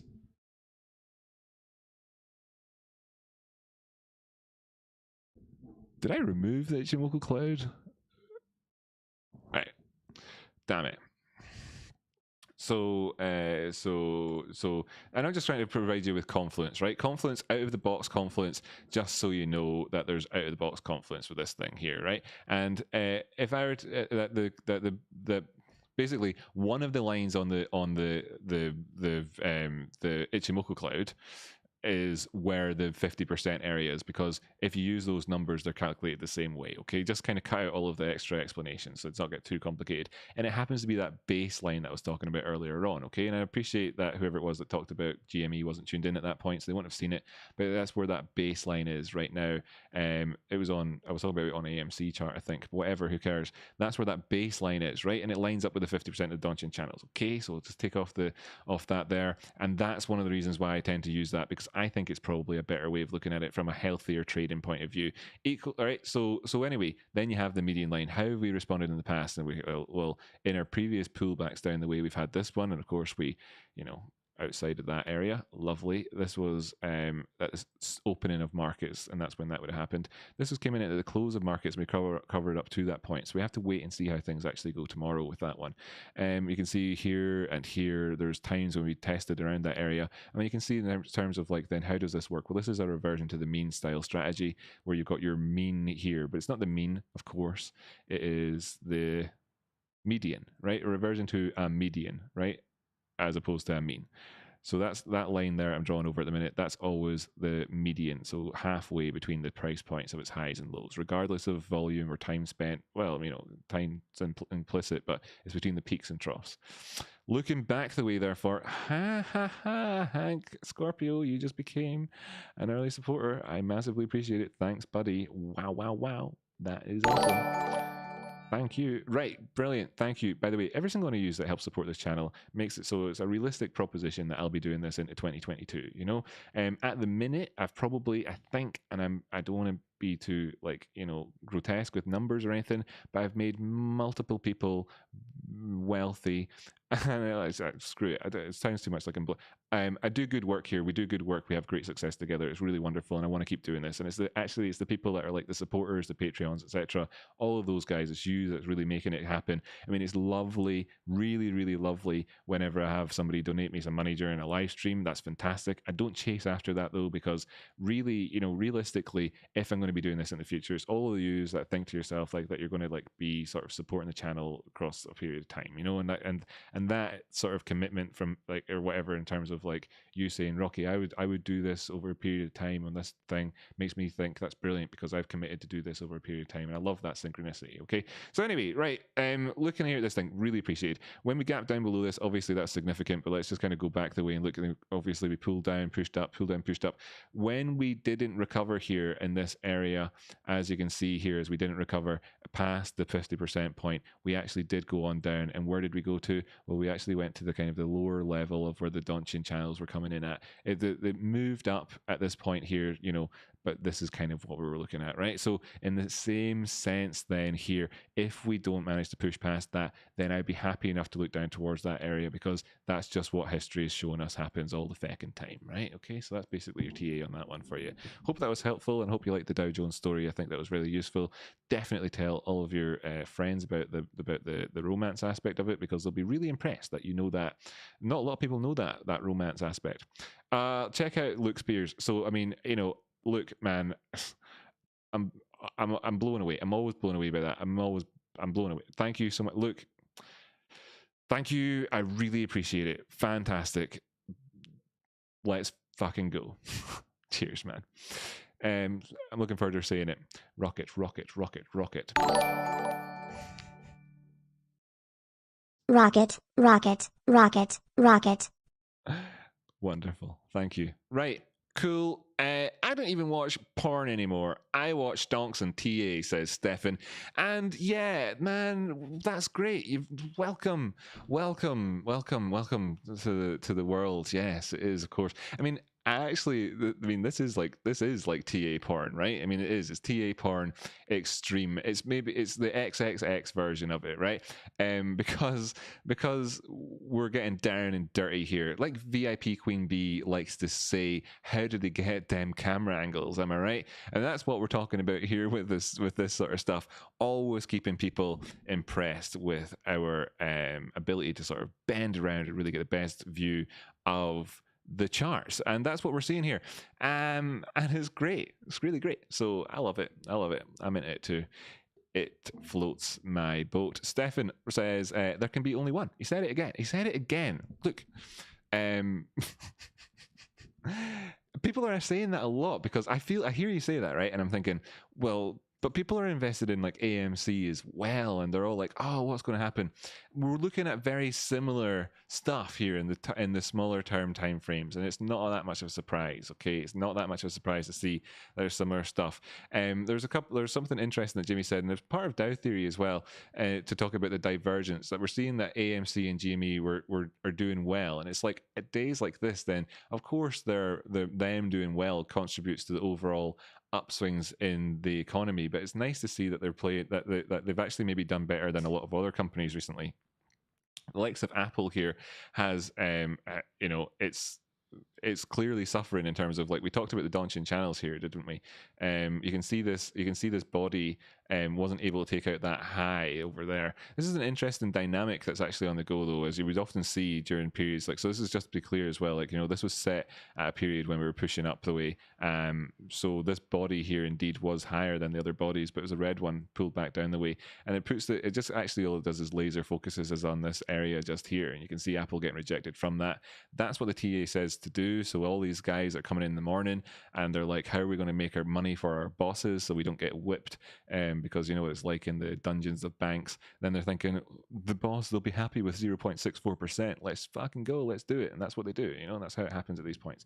Where will we take it to? Well, we don't know. You know, we can't say to the boss that we're going to push it on down past this 50% area here, because then when the boss comes back in and says, why did you not sell? And we're sat with our positions up here and whatever, why did you not cover? And we have to explain that we were greedy at this point, and then you know, we'll never get away with it.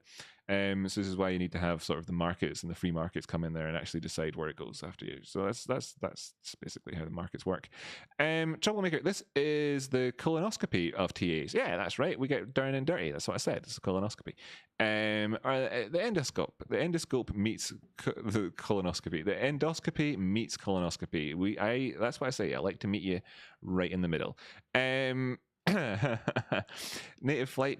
Lol, that's right, that's how it works in there. Juro, just go with the flow. That's right, that's what I'm doing with my hair. I lost my hairband, I wanted to tie it up, and I haven't even mentioned it since, because that's how brave I am. Space Captain, it's a sigmoidoscopy.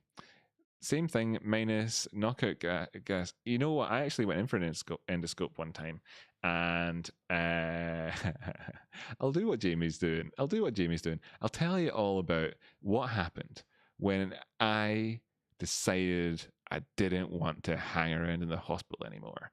There we go. That was so. Whoa, Rocky's got a story to tell us. It's about the time that I came home wearing my hospital gown. Okay, that's what we'll talk about. The time I came home wearing my hospital gown. There's a story for whenever. What number will we put it on? If we get to 500 like live current subscribers, what do you call it? People watching at the same time, 500 concurrents. Then I'll tell a story about the time I came home wearing my gown from the hospital. Yeah, cool. So, right, what do you want to investigate? We've been at the show now for an hour and 29 minutes, and I feel like we've done a really, really, really good job, right? But what often happens after these things, and you'll notice this yourself if you have business meetings or anything, you do anything in life. I suppose parents probably notice it all the time when they tell their kids, do this, do that, and they're like, yes, mom, and then nothing ever happens. Is that unless you have some sort of like agreement from people consciously that now that you've spoken about things, they'll endeavor to remember them, they probably will just forget. And that's what it's like at the end of all things in life, really. You know, right? So what do we need to do then? Do we need to do a quick kind of broad view summary then, since we talked about things a whole lot? We have a current area to look to, which is just an easy area to look to in terms of the mid 170s area on GME, and saying, hey, you know, pushing on down past that is fine, right up to 164, and then after 164 you're asking questions, okay? And the question that you're asking is how much higher than $137 will the price be when it turns around? Would be kind of the most simplistic way of kind of summing up that price action. Until then, you know, like as it stands with the garden variety ape being very happy to see the prices at 180, we're actually asking other questions in a minute. I mean, this is on the charts here, but the other question that we're asking is obviously all about this zone in here, and will we push up on past it? And we can look at that in this sort of a way here with these boxes. So we have these boxes, and we're finding it a little bit tough to get here, but see if we get into this one, then we're in this one, and it'd be nice to be in this one for quite a while. It would be nice to be in this one. When I say quite a while, I mean is more than some minutes. It'd be nice to be in this one, right? I think we can all probably agree with that. And in the meantime, there's going to be a little bit of work to do, right? Which we're prepared for, but that's the question. So in terms of so that is the question that we're currently asking here is green box, broad view. That's your other one. And AMC has got this happy dappy pattern on the go. This pattern is known amongst garden variety apes as the mustached caterpillar pattern. But of course, there's a lot more to it than this. Just in here at our sort of little left eyeball from the caterpillar's perspective on our right hand side, we can see that there is a potential for a sort of double top pattern to come in here. Maybe if we were to kind of put this out with spectacles, it might be easier for people to kind of appreciate the double top that we have. So we'll give the caterpillar some spectacles, okay? And we can see that this is the question that we're asking currently, right? The question is previously was, is this a bull flag that you could see in this area just here? And the answer at the minute seems to be yeah. But is it going to be a successful bull flag?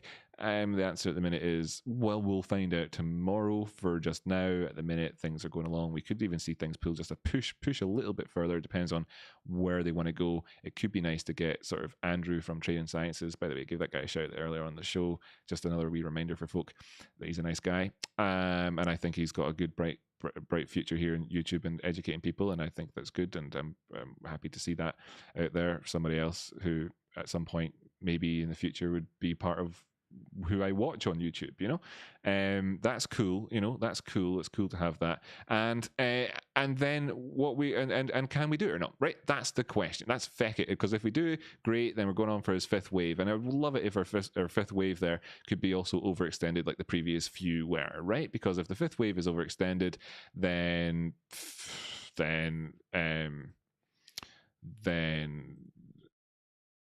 you could be looking like.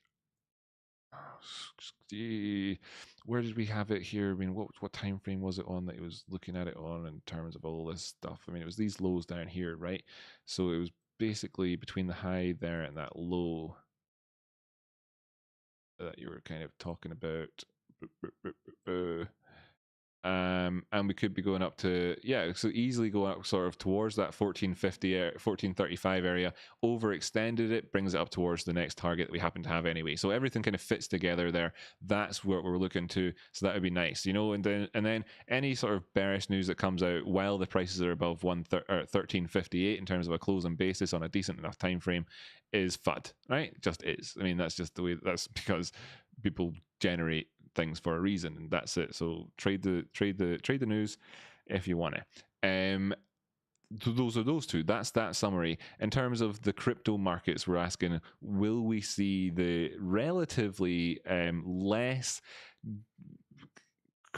ball crunching moves in Bitcoin right now, perhaps lead the way for us for a contraction back up, with the more extremely moved and weaker assets scooping up a lot of that value along the way. And if that acceleration happens, will it have the momentum to carry on past the key resistance areas up above, which were, of course, first off, previous support areas, but also demonstrate to us whether or not we're getting past, with a V-shaped recovery, any sort of dips that we have there, are they going to push too far past that 382 perhaps, in the way that we're seeing that more broad price action happening on AMC at the minute, or and then can they push on up the way thereafter? If they are able to take out those previous areas, we could be looking at the potential for some sort of recovery. But from a broader perspective, when we're talking about things like V-shaped recoveries, remember that these ones that we're talking about down here are small fry things, and it wouldn't be until you saw the prices doing something like up to here, where you would maybe have a double top type area happening, then perhaps pulling back to the 236. There's a nice slice of wonky pie for everybody there. And then continuing on, where then you would be able to say, hooray, we have the resumption of the trend based along the same principles that we're looking at from fucking history, right? Otherwise, until then, we're not. Boom. Excellent stuff. Right.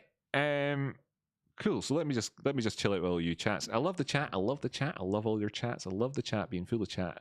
Thanks so much for that. Joe Berham, at what price would the high hedge funds be margin called for GME? The price that they would be margin called for GME. Right. So since I'm not going to look up any of that information, because like as I explained earlier, type of chat, how about we take a look at just a couple of broad stroke answers? You know, some people will be experiencing a lot of pain right now. We've seen that, have we not, with the Deity Pastille, of course, is that's my made up name for the other guy. Not going to give his channel any extra attention necessarily than it deserves, which is, you know, zero attention. So so that guy, that Deity Pastille, he is operating in a sense like a lunatic hedge fund on speed or something. Drunk maybe. Hank Scorpio, thanks so much for the $2. I really appreciate that. And a lot of them would be happening all the time, but what you're asking is like, when would it really start to happen? And like, really, you know, we don't, you know, they're going to be able to suffer happily up until the 260 area. And in fact, you know, Citadel has already lived through $400, etc. already, and it hasn't like killed it or anything. So it really depends. And besides, margin call, margin small, you know, like it depends. What we need to happen is like a cascade of these things to happen. So it's like, you know, it really depends. And besides,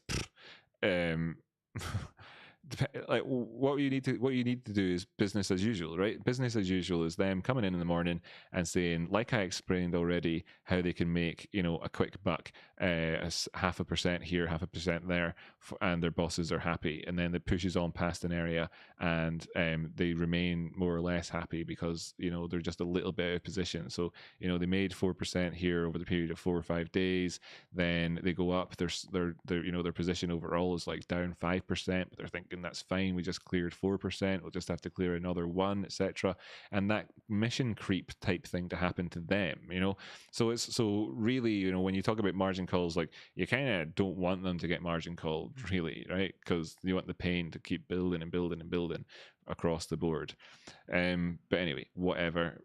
I actually don't have the answer for you. All I really look at is TAs. Safe. It's not safer, but it's better for me to say I don't know to that, because not for better for me, but better for you, better for the community, because there's some of my our ape family, if you like, out there in the world are providing excellent information and resources out there in the world for that type of information, you know, and in the way that I cringe when they look at the charts, which some of them do for hours and hours at length and stuff. You know, they would be cringing at me if I tried to start answering your questions right now with regards to these fundamental things, perhaps. Who knows? So I'm just going to let them sort of answer that question. Right. Goblin Attorney, they looked pretty scared at $400, by the way they tanked the price. Yeah, absolutely. Yeah, absolutely, man. They totally did. Deity Pastille is a hilarious moniker. Yes, thanks very much. Yeah, I think so. I think so. I think so. Whatever they do to cover, the price rises exponentially so because we own the float. Yeah, we own the float. I mean, that's it, right? I mean, that's the question. The question that comes back again and again. It's like, we're having a great time doing the technical analysis. I mean, there's nothing better than drawing on a spectacled caterpillar on the chart for AMC, for instance. I mean, there's nothing better than that. This is for me, this is the pinnacle of technical analysis right here, in terms of like just like sheer joy. Because and I think perhaps even, you know, especially with the GME in terms of the fact that we're in all-time high price regions, right? You know, okay, it's not all-time high because we're not above where we had this massive blow off area. But we're up here talking about these things, and it's like the reality of it is very clear for the entire world to see on charts, you know. Whereas over here on AMC, you can make the argument as to whether or not something's a value play, etc. We've got a lot of headroom up above us now. That isn't encroaching into that debate about which one's better or any of that sort of crap. Why would I? When you can talk about huge percentage moves up the way in both of these before, you know, like, I mean, what if both of these went up 100%? We'd still be having the same conversation that we're having now, right? With both of them moving up 100%. But that would take GME prices up below their blow off area, and it would take the AMC prices up to just another place that they've been in the past, etc. So we're still waiting for the real nitty gritty to get sort of going. And in the meantime, why say anything more than just like we own the float type of thing? Like, so long as everybody were to just essentially continue to own the float, then that's easy, right? That's easy. It's easy to just be the thing. By the way, you know the deity, you know, we talked about the deity Pastille, by the way, and how he screams at people about how he's the most amazing thing in the world ever. Do you just want to know when he turned $10,000 into $1 million, right? So, well, on that basis, fuck yeah, man, well done. That's absolutely brilliant. And also, on this little note of cordiality that I'm talking right now, I believe the community would welcome you back, because I like it. It's like TradeSpotting's video there, be kind. We're a bunch of really kind apes. Maybe if it's just that you're depressed and stuff and you need help, then come on into this community and all that, and just find your people, you know. But anyway, where he sold when he did it was he made $10,000 and turned it into $1 million. Where did he sell that? He sold that here, right? He sold that there, by the way, people. No, wait, sorry. What am I saying? He sold that there. He sold it there. It was this move up that got him $1 million. Okay, what you're talking about is extreme leverage. Extreme leverage. Now, maybe he was in it from down here, etc. Whatever. I don't know, because I'm not the guy and I don't like watch him. We saw a couple of his horrendous videos recently, but maybe he got in even down there. Who knows what it was that led to that for him? But I can tell you that what he did was he got out down here. Okay, so that's that guy. That's that guy. He's not the guy that could have got. It's like, I made the Topman Rocky, thanks for the calming commentary. Least I can do is send you a pint. Hank, you're amazing. Thanks so much. Thank you so much, man. Really appreciate it. So, you know, when you think about how he turned $10,000 into $1 million, etc., and his fundamentals or whatever told him to sell. I don't know what it was that told him to sell there, but you know, his maths was wrong, because as you can see, just like all of this proves it. But in terms of like percentageness, he was wrong by 400%. I mean, you don't get much wronger than that. So in terms of like a 10,000 to $1 million, and you're watching him and he's so angry to lose 80,000, I think it's probably worth pointing out that that's totally understandable that you would be, because you'd be so angry to have lost a whole load of money when you'd spent the previous month, or like, you know, not the previous month, because that's this price action, but you'd spent a whole month feeling like killing yourself because you hadn't even made even more money, you know, like that type of thing. People get very, very depressed at FOMO, you know. So since he sold between these two, those 2 points, like big. So a bit of sympathy there, I think, is due, because not only did he lose $80,000, I think realistically, if he made 10,000 into $1 million and he missed out on that extra rise up, that he probably missed out on multiple millions more dollars, right? So like, just like give the guy a break. He's suffering because he's lost hundreds of millions of dollars or whatever, and he's angry, right? And that's understandable, and he won't be forever. I think he's probably quite intelligent, and he'll catch on eventually. Howdy, Mushi. Great job earlier. He's talking to TradeSpotting here. I'm just spying. I'm a Rocky convert now. Not enough hours in the day to tune in live to you guys. Fist bump. Thanks so much. I'm glad I converted you. Excellent. Maurice Luciano, fuel for the fire at GME. Yeah, we need fuel for that fire. Stack it up. And you're chatting with each other in there. So lovely. Paul, thanks for coming over, says Jimmy. So yeah, great. What else have we got in here? Have I missed any chat? Is like anybody wanting anything particular, like explain to them or anything like that? And we're not talking spurious questions from the world of how many people have got No offense to anybody, but we're not talking like, you know, has anybody got any questions about what we're looking at in the charts, really, and that. Hank on Breaking Bad, says Apple Blossom. I wonder if you're just talking about Hanks that you've liked in the past. My favorite Hank is the Hank from Look Around You. There was more than one Hank. There were several of them, and they helped a guy out. And the joke in Look Around You at the time is, "Thanks, Hanks. Thanks." And yeah, it's not as good as the original, of course, with the ants. Thanks, ants. Thanks.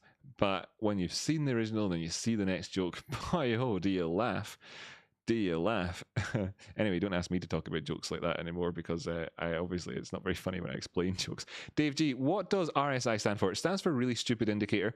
That's what it's for. It's called Really Stupid. Sorry, man. It stands for Relative Strength Index. But every time I read it, I read Relative Strength.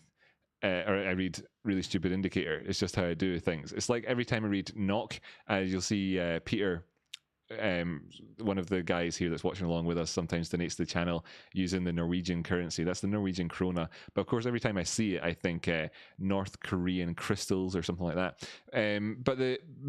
So anyway, it stands for Relative Strength Index, okay? It's just a name. It's just a name. What's in a name? Like Gertrude Stein said, you know, a rose is a rose is a rose. Like an RSI is an RSI is an RSI. Who cares? It doesn't matter. It's got really shit all to do with its name. The guy, when he came up with it, needed a name for it, right? And that's what he called it. And that's all. That's all. It's the only thing that goes on to it. So anyway, it ends up being called the RSI. And that's why I like to call it the Really Stupid Indicator, by the way, because, well, commonly it's a good name for it, right? Just bear it in mind and you'll see. Marco Del Gucci. Hey, bro, what price to buy tomorrow? I'm buying and want to know what best price is, in your opinion. If you could tell me, that'd be awesome sauce. Well, we've talked about this a little bit so far in the show today, right? And really, we're asking a couple of questions about tomorrow, okay? If we see the prices coming down towards these common ape areas of the 170s, we're happy for that. If the prices push down to 164, that'd be a great buy. If they don't manage to do that, then all to the better, because the rest of us don't want to see that happening. However, because we love you, we'd like you to we'd let it happen, right? We'd let it happen just because we like you, okay? Ideally, we want a hedge fund or somebody, like I say hedge fund, but it's like a mutual fund of whatever fund, and just because we all talk about hedge funds all the time, I'll just say that. What we want to see is a hedge fund pushing the prices down just a little bit to then create liquidity for themselves to then carry the prices on up and then taking out our previous resistance areas and pushing towards the top side. That's what we want to see happen, for them to want that to happen alongside us at the minute. Now, I'm not saying all of them, etc., in terms of the whole conspiracy type thing. What I'm saying is that we want some of these bigger whales to be on our side if we see the prices dropping down, to give you your best entry and for the markets to get that rise up the way in that style, right? But it isn't guaranteed that that'll happen. The other thing about it is that if it does push down past those areas, it opens up a new question for us. And what we're actually asking at the minute in terms of everybody else is, will we be able to put, the question is, are we going into 189? So when you say, what's the best price to buy at? Well, the question is going to obviously be absolutely determined not only by the price itself, but the time and the trajectory of the prices. You know, so what we like to do as traders is less to do with trying to identify what the best price is, however, and much more to do with identifying what risk you're buying when you take on any particular time to buy. Right. So if you can understand that at certain times there will be an increased risk, and that therefore at the same time there will probably be increased reward for buying it at that point, that you are involved in a risk to reward game where it's not that you've got a better reward and somehow diminished risk because I told you to buy at a certain price. No, it's still that's you that's making that decision, and you'd have to manage your risk accordingly, okay? And in this stock, I don't want anybody buying it that ends up selling it, okay? What I want is for people, and AMC, is for people to buy it and then not sell it, right? That's what I want. I'm going to be honest about that. That's what I want to happen. So when I talk about things like in terms of risk to reward, it depends on what your appetite is, okay? Because if you're thinking to yourself, hey, look, I'm never going to sell it ever anyway, then great, cool. Let you be the one definitely that comes in at the trenches of price where it's going down and its troughs. Please do buy on the, to buy in and come in and provide that momentum towards the top side. Then that would be good to do it then. If you're thinking to yourself, oh gosh golly, I'm actually taking a risk with my entire student loan, and if I don't make some money on this, then I'll starve. Then please, only buy. Don't buy it. Just don't buy it, man. Right? There we go. That's the conversation done. Jack's Pied. I mean, could be, but with this turning away from Bitcoin and more eyes on the immense energy consumption it made, a sense that it'd go down just from the timing. Cool. Except, little update for you on that, by the way, on that front. By the way, buddy, just a wee update. Okay, not going to be painful one at all. Whoops, went to the wrong chart there. Just not just a wee update for you, just so you know the context of. Well, I think the best way to summarize this, right, is, and this is said with love, by the way, is you've got reality, okay, and then they've got the type of thing that you talk about, okay. So like, and that's said with love, like I say, said with love. It's just that this and this and this in general, really, you can talk about consumption of electricity, you can talk about anything, but this was just, in the charts, and it was there all along. So much so that if this actually turns out to be at the top in the Bitcoin market, and this goes into a bearish market for quite a while, it even actually tie in with all of the predictions that we made when the prices were down here about how the price could go. Okay, so in terms of that, it's kind of the other way around, where in fact, is your answer to news. It's just that news is always going to happen, man. It's always going to happen. So Elon Musk, yeah, right. Elon Musk, he did want to tank the price, and he wanted to be like a catalyst. And these guys in China also want to do that. The reality is that they're probably also as well generating that news after they decided to start dumping the markets right here, okay? And they'll have done that with all of their supply that they built up, having mined it and been paid tons and have had most of the market share. And what's going on now in terms of like the electricity mining story in China is the Chinese government, who, has got a great interest in these things being successful, is putting out FUD news, most likely. This is more likely in terms of Occam's razor than whatever it was you said, can't remember.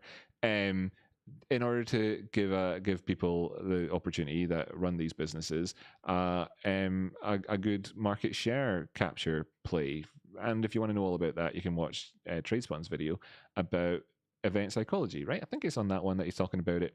I think so. Anyhow, right, cool. So there's all those things of reality, and actually, no, like, I mean, this was this and this and this and this. It's got nothing to do with any of those things. So, but Elon Musk, who's really, really smart, you'll know him. He's the guy that invented PayPal and is one of the wealthiest individuals in the world, and is incredibly intelligent. You'll know that guy. He manipulated the markets with his media presence because he's wise to help add fuel to the fire. But the fire, my friend, was already burning. Okay, and it was explained out in advance, right? And any narrative that you apply on top of it is adding a bias onto the charts where it isn't really there. So what can happen to people that believe these types of things is that all it takes is for somebody to, at this point in time, to come up with some sort of good news, that we scientists discovered that Bitcoin is actually made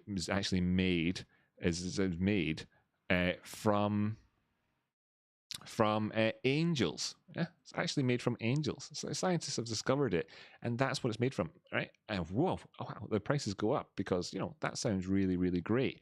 It's what you expect at that time, but actually they do that sort of thing to try and get liquidity in the markets, right? And the same thing happens in AMC and everything else. And what are you doing? Believe in news. What are you doing? Believe in news, man. What are you doing? Believe in news. News is all bollocks. Every single last bit of it. All right, sorry, and but then okay, no, I know you missed my original question. Was asking what you thought about this super stonk speculating that the crash was convinced. Oh yeah. When super stonk does that, it's a quick reminder that not everybody on super stonk is a genius. By the way, little quick reminder for folk there. If I had, what's the easiest way of me saying this? I personally put that up there as being one of the stupidest things I've heard this month. No, not you personally, but just in general, that idea is just stupid. Has no basis in reality. What other things is there I could say about it? Oh yeah, I could just play just play that sentence just for fun. Welcome to All Things Scottish. Our slogan is, if it's no Scottish, it's crap! So that idea wasn't a very Scottish idea, right? It wasn't a Scottish idea. That's what I think of that. Yeah. By the way, you all wonder whenever I'm like, oh yeah, I don't have the karma to like post on stuff like this and whatever else. Like, it's because I'm not on there, right? You know, it's not like I'm on there reading it all and going like, oh, I'll read all of this and whatever. I don't. What do people do when they're on? I'm not on there, right? I just don't. So I've joined it recently, and I'll get a presence at some point in time. Of course, I will, but I'm not on there, right? And I don't know what people talk about. I've never had that. I've never. Just don't know. I'm not interested. Other things, but since we're on the topic of that, I do want to point out, this is something I pointed out a few times recently to people, right? And I hate the idea of going around sort of disparaging anybody else, but you'll have noticed that in the episode today, I was very, very clear about one person, for example, who I think is good and I think has got a lot to offer to the world, okay? And I'm looking forward to seeing how it goes for them. I'm always very transparent about my brother Jamie, who I don't respect anybody more than I respect him, okay? So like, but I think that goes without saying. So right, okay, cool. And then there was Eric Crown, who I respect, and stuff like that. Now I've seen other people out there talk about things, and I want to be able to really get on board with that. I want to. Like some people have got great puns in their names, you know, they're able to talk about, able to talk about making people into millionaires and use the word mill as a pun, like in there with what they're talking about, etc. There's a hint about this one, and I can't subscribe to it, okay, because I'm watching somebody talk about stuff that where it's quite clear to me that they just don't really fully know what they're talking about. And it's this thing that Jamie said to me yesterday, and I think it's one of the greatest truisms I've heard. You know, it's basically the opposite end of that spectrum from the feeling that I got when I was like, people are saying this about the Bitcoin crash, and that they're saying that about it. That's what Reddit thinks. It's like, you really, that's like that level, opposite way around. When Jamie said to me that, do you know what? What was it? Like, it's more frustrating to hear well-intentioned misinformation than it is to hear deliberate, fully intended lies or whatever, right? I can't remember the phrase. Sorry, man. Sorry, Jimmy, for misquoting you so badly. You know the one about it's more frustrating to have well-intentioned misinformation than it is to have, bastards. That one, that quote. Anyway, he'll maybe figure it out. And that's exactly it. It's like that sort of thing. Like, and it's so much of that out there, right? So it's just kind of like, back off. If you're going to get involved in technical analysis and that, you're going to talk about it like you know what you're doing, then talk about like you know what you're doing, etc. So like, just a quick lesson for people. It's just like I don't even know. I feel like having to give this out means that I've misunderstood something about the person that I'm not talking about here. For instance, and that I'll tell you, their name doesn't start with a.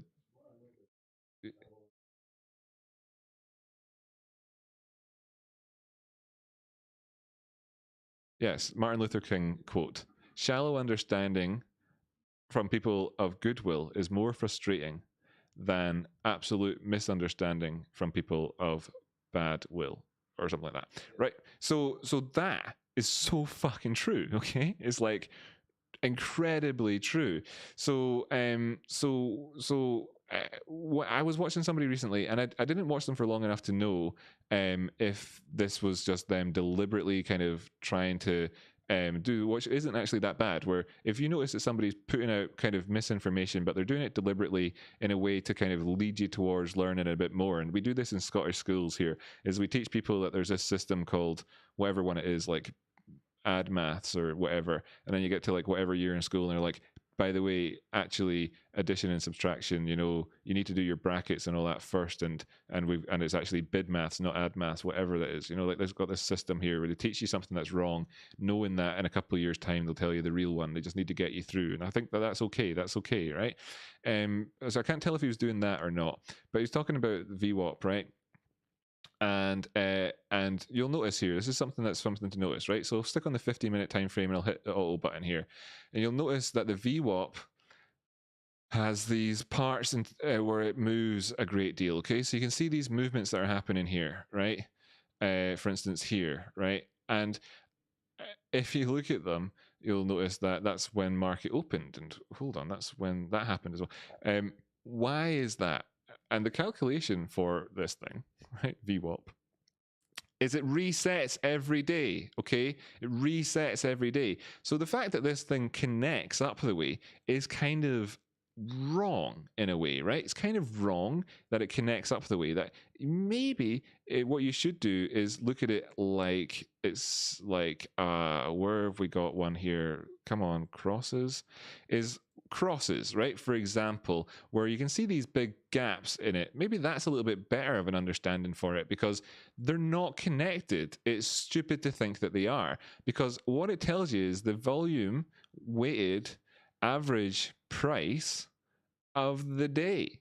Okay, so what the VPVR is here has got absolutely fuck all implications for what the VPR is here, and what it is here compared to here, and blah blah blah compared to blah blah blah, right? Just as a sort of, you know, just as a thing that is like crucial to understand about something, because, you know, like if you don't, it's kind of like giving somebody a spanner to hammer in a nail or whatever. Like, yeah, the job can be done, right? You will hammer in that nail with that spanner. It's just like, you know, why would you do that? Like, so, you know, there's no relationship between the VWAP up here and the VWAP down here. This massive gap. If I were to change this back the way, you might find somebody out there on the internet saying something along the lines of how the VWAP, you know, there's got these things, and it's like how great this thing is that this here happened in some way or whatever and stuff like that. Anyway, it's obviously completely a misunderstanding of how these things work, and it's just stupid. I didn't want to say the word stupid, but when somebody says something that's stupid, stupid, right? Sound. I don't need to talk about stupid stuff. Like, honestly, didn't do all of this to get into doing all this with everybody to end up talking about other people who are stupid out there in the world. I just like lying to kids about Santa, and then they start to fight hedge funds on Wall Street because the prices are fake. Yeah, good one. Nar, welcome to early supporter Nar. Thanks so much, Nar. Love your name. Nar. Sorry, that's how I say it. VWAP, each day should be a different color. Cool. I mean, that would be the sort of thing that would make it easy for people to understand it, right? It would be easy to understand it. So if somebody ever said to you something along the lines of, we're looking at the VWAP here. If you ever hear somebody say, we're looking at the VWAP here, and you can think of this as being like a moving average, right? Somebody said that to you. We're looking at VWAP here, and you can think of this as being like a moving average. Then, that is that exact thing that Martin Luther King was saying. You know, it's like, how frustrating is that to have to listen to and go, well, I could explain this to people, but ultimately they're going to look at it like it's a moving average. Well, I mean, of course it fucking follows the price, right? It's an average of the highs and lows of the day's selling, right? So of course, you know, there's that aspect to it. Average, you know, it's a median price. It is an average and it moves, so it's a moving average, right? Okay, cool. But it's not a goddamn moving average. I kind of demonstrate that by putting moving averages on, for example. And to say that it's like a moving average is, well, completely wrong, because a moving average, right, it takes the prices of all of these candles here and it adds them to this calculation. And as you can see on this is the 200, this white dotted line here is a 200 period moving average. It's got all these candles, all that information is built into this thing, and it's a moving average, right? And right, cool. And then because this bit here includes 200 periods back the way, right? 200 periods back the way. Well, 15-minute time frames a bit maybe silly to do it on, right? VWAP, or 1 hour time frame. So there's your 1 hour VWAP. There's your moving average, right? Then you can make this point even clearer by bringing in like a really small period moving average, like 9. How about, wait, there's 9 hours. There's more than 9 hours in a day. Let's make it the 8 period moving average, right? So just to kind of draw this point out for you. Now there's the 8 period moving average, and so you can see how different that is. The moving average, how different it is. That's the yellow one. I'll just hide all the others so everybody at home can get this point that I'm making, which is something I kind of already decided that I shouldn't be really having to make or talk about at all in any way. You can see that there's a difference here between these two things, right? And the difference has implications, and the implications are real, and that's important. And you wouldn't use the moving average in this way, and you can see why you wouldn't, perhaps, right? For instance, so that'll do on that front. I don't even know. Anyway, so there's a big difference between that guy and say the Andrew guy. And while the Andrew guy may, 1 or 2 times make some sort of mistake or whatever, I don't know, because I've not seen him make any mistakes. I'm not saying that he does. I'm watching it and I'm thinking, yeah, right? And I watch TradeSpawn and I think, yeah, but I think it like 10 times more with TradeSpawn or whatever. But I think, yeah. I watch Eric Crown and I think, yeah, fuck yeah, man, yeah. I watch Mitch Ray and I go, yeah, man, nice, yeah. And I watch everybody else and I go, why is my TV broken? Oh, I didn't realize I just did that. Oh, look at this. It seems I've now decided to drink myself to death. Oh, how did that happen? Right. 2 hours, 7 minutes. Brilliant. You know what? Reverse roll call time. Nobody's in there saying we need to find this out about this and we need to find that about that. That's brilliant. I'm super happy to have been here kind of doing all this. Now it's Monday. I went on way longer, I suppose, actually, than I really intended on doing in today's show. Okay, so I'm going to say here and now that I'll do a more concise job tomorrow, and you can all tune in tomorrow and laugh at me after I've been at it for 2.5 hours. And yet again, I've messed that up. I don't know how many times I've said that, maybe about 1,000 times since starting YouTube. So yeah, cool. Totally definite shorter episode happening next time. You can believe it. It is golden, solid promise there. And yeah, I'll start doing the reverse roll call. Thanks so much for everybody for tuning in. Absolutely. Paul Dooley, you're a legend. Queen Bee, love you very much. Tradespawn, he is my favorite. He's my favorite. I'm sorry, everybody else. Shouldn't choose faves, right? Nah, I have. It's too late. It's Tradespawn. Maurice Luciano, great, thanks for tuning in. Who else do we have here? M.A. Campisi, I said it right that time. Thanks for tuning in. Stefan S., thank you. Native Flight, thank you. Who else did we have? Matthew P.E. Forrest. It's when I read through this bit here that I find that there's maybe something else that needs to be chatted about. But let's just see. Nope, I'm from the Peak District, but my great-great-great-grandfather was an Edinburgh lad. Excellent, you're an honorary Scotsman. Peak District, beautiful place. Beautiful, wonderful part of the world there. Fantastic stuff. Let me see. What else we got? Oded Menkes. AMC starts its run. Yay! Excellent. Thanks so much for your comment. Here's the thing. See if you are still tuned in at this minute, right? What it means is that you're an absolute legend. Okay, actually, because I started the reverse roll call clear as day to anybody who didn't want to stay in, right? I just want to say thank you so much. If you hit the like button on your way at the door, massively appreciate it. And if you wanted to make it so that other people watch this video and got anything from it, if you got anything, then you can share it on Twitter or something like that. Sharing it is massive, right? Okay. That's it. That's it. Love you so much, and you tuned in for all that. So anyway, I'll continue on with the reverse roll call, but you're all here because we're one big happy family. I mean, that's the only reason you stay tuned to hear me say thanks for tuning in. I mean, honestly, so I massively appreciate you. Every single last one of you. These are total legends. Joe, thank you for tuning in. Lee Chinnick, thanks for tuning in. It's tomorrow for you already today, mate. So I hope you have a good day today, tomorrow. You know what I mean? He's an Australian. Space Captain, or he's in Australia, I should say. Sorry, mate. Don't want to say you're Australian if you're not an Australian. Who knows? I think you might be. No, you may not be. No, I don't know. Sorry, I'm confused. Doug Bono, to whom should I address my strongly worded letter to have GME start respecting my cost basis as a level of support? Doug, man, I don't know. To David Attenborough, I think it's David Attenborough is taking them at the minute. I think if you just put it in the letterbox as well, you can just you can just write David Attenborough on the thing, and it just goes to him. They know who he is, you know. That's how it is. Jax Pied, thanks so much, by the way, for being the butt of my sort of metaphor earlier on. But I actually really do appreciate you. Every question's a good one, by the way, to everybody. Every question's a good one. Never be afraid to ask me a question. Definitely don't. Marco, thanks for tuning in.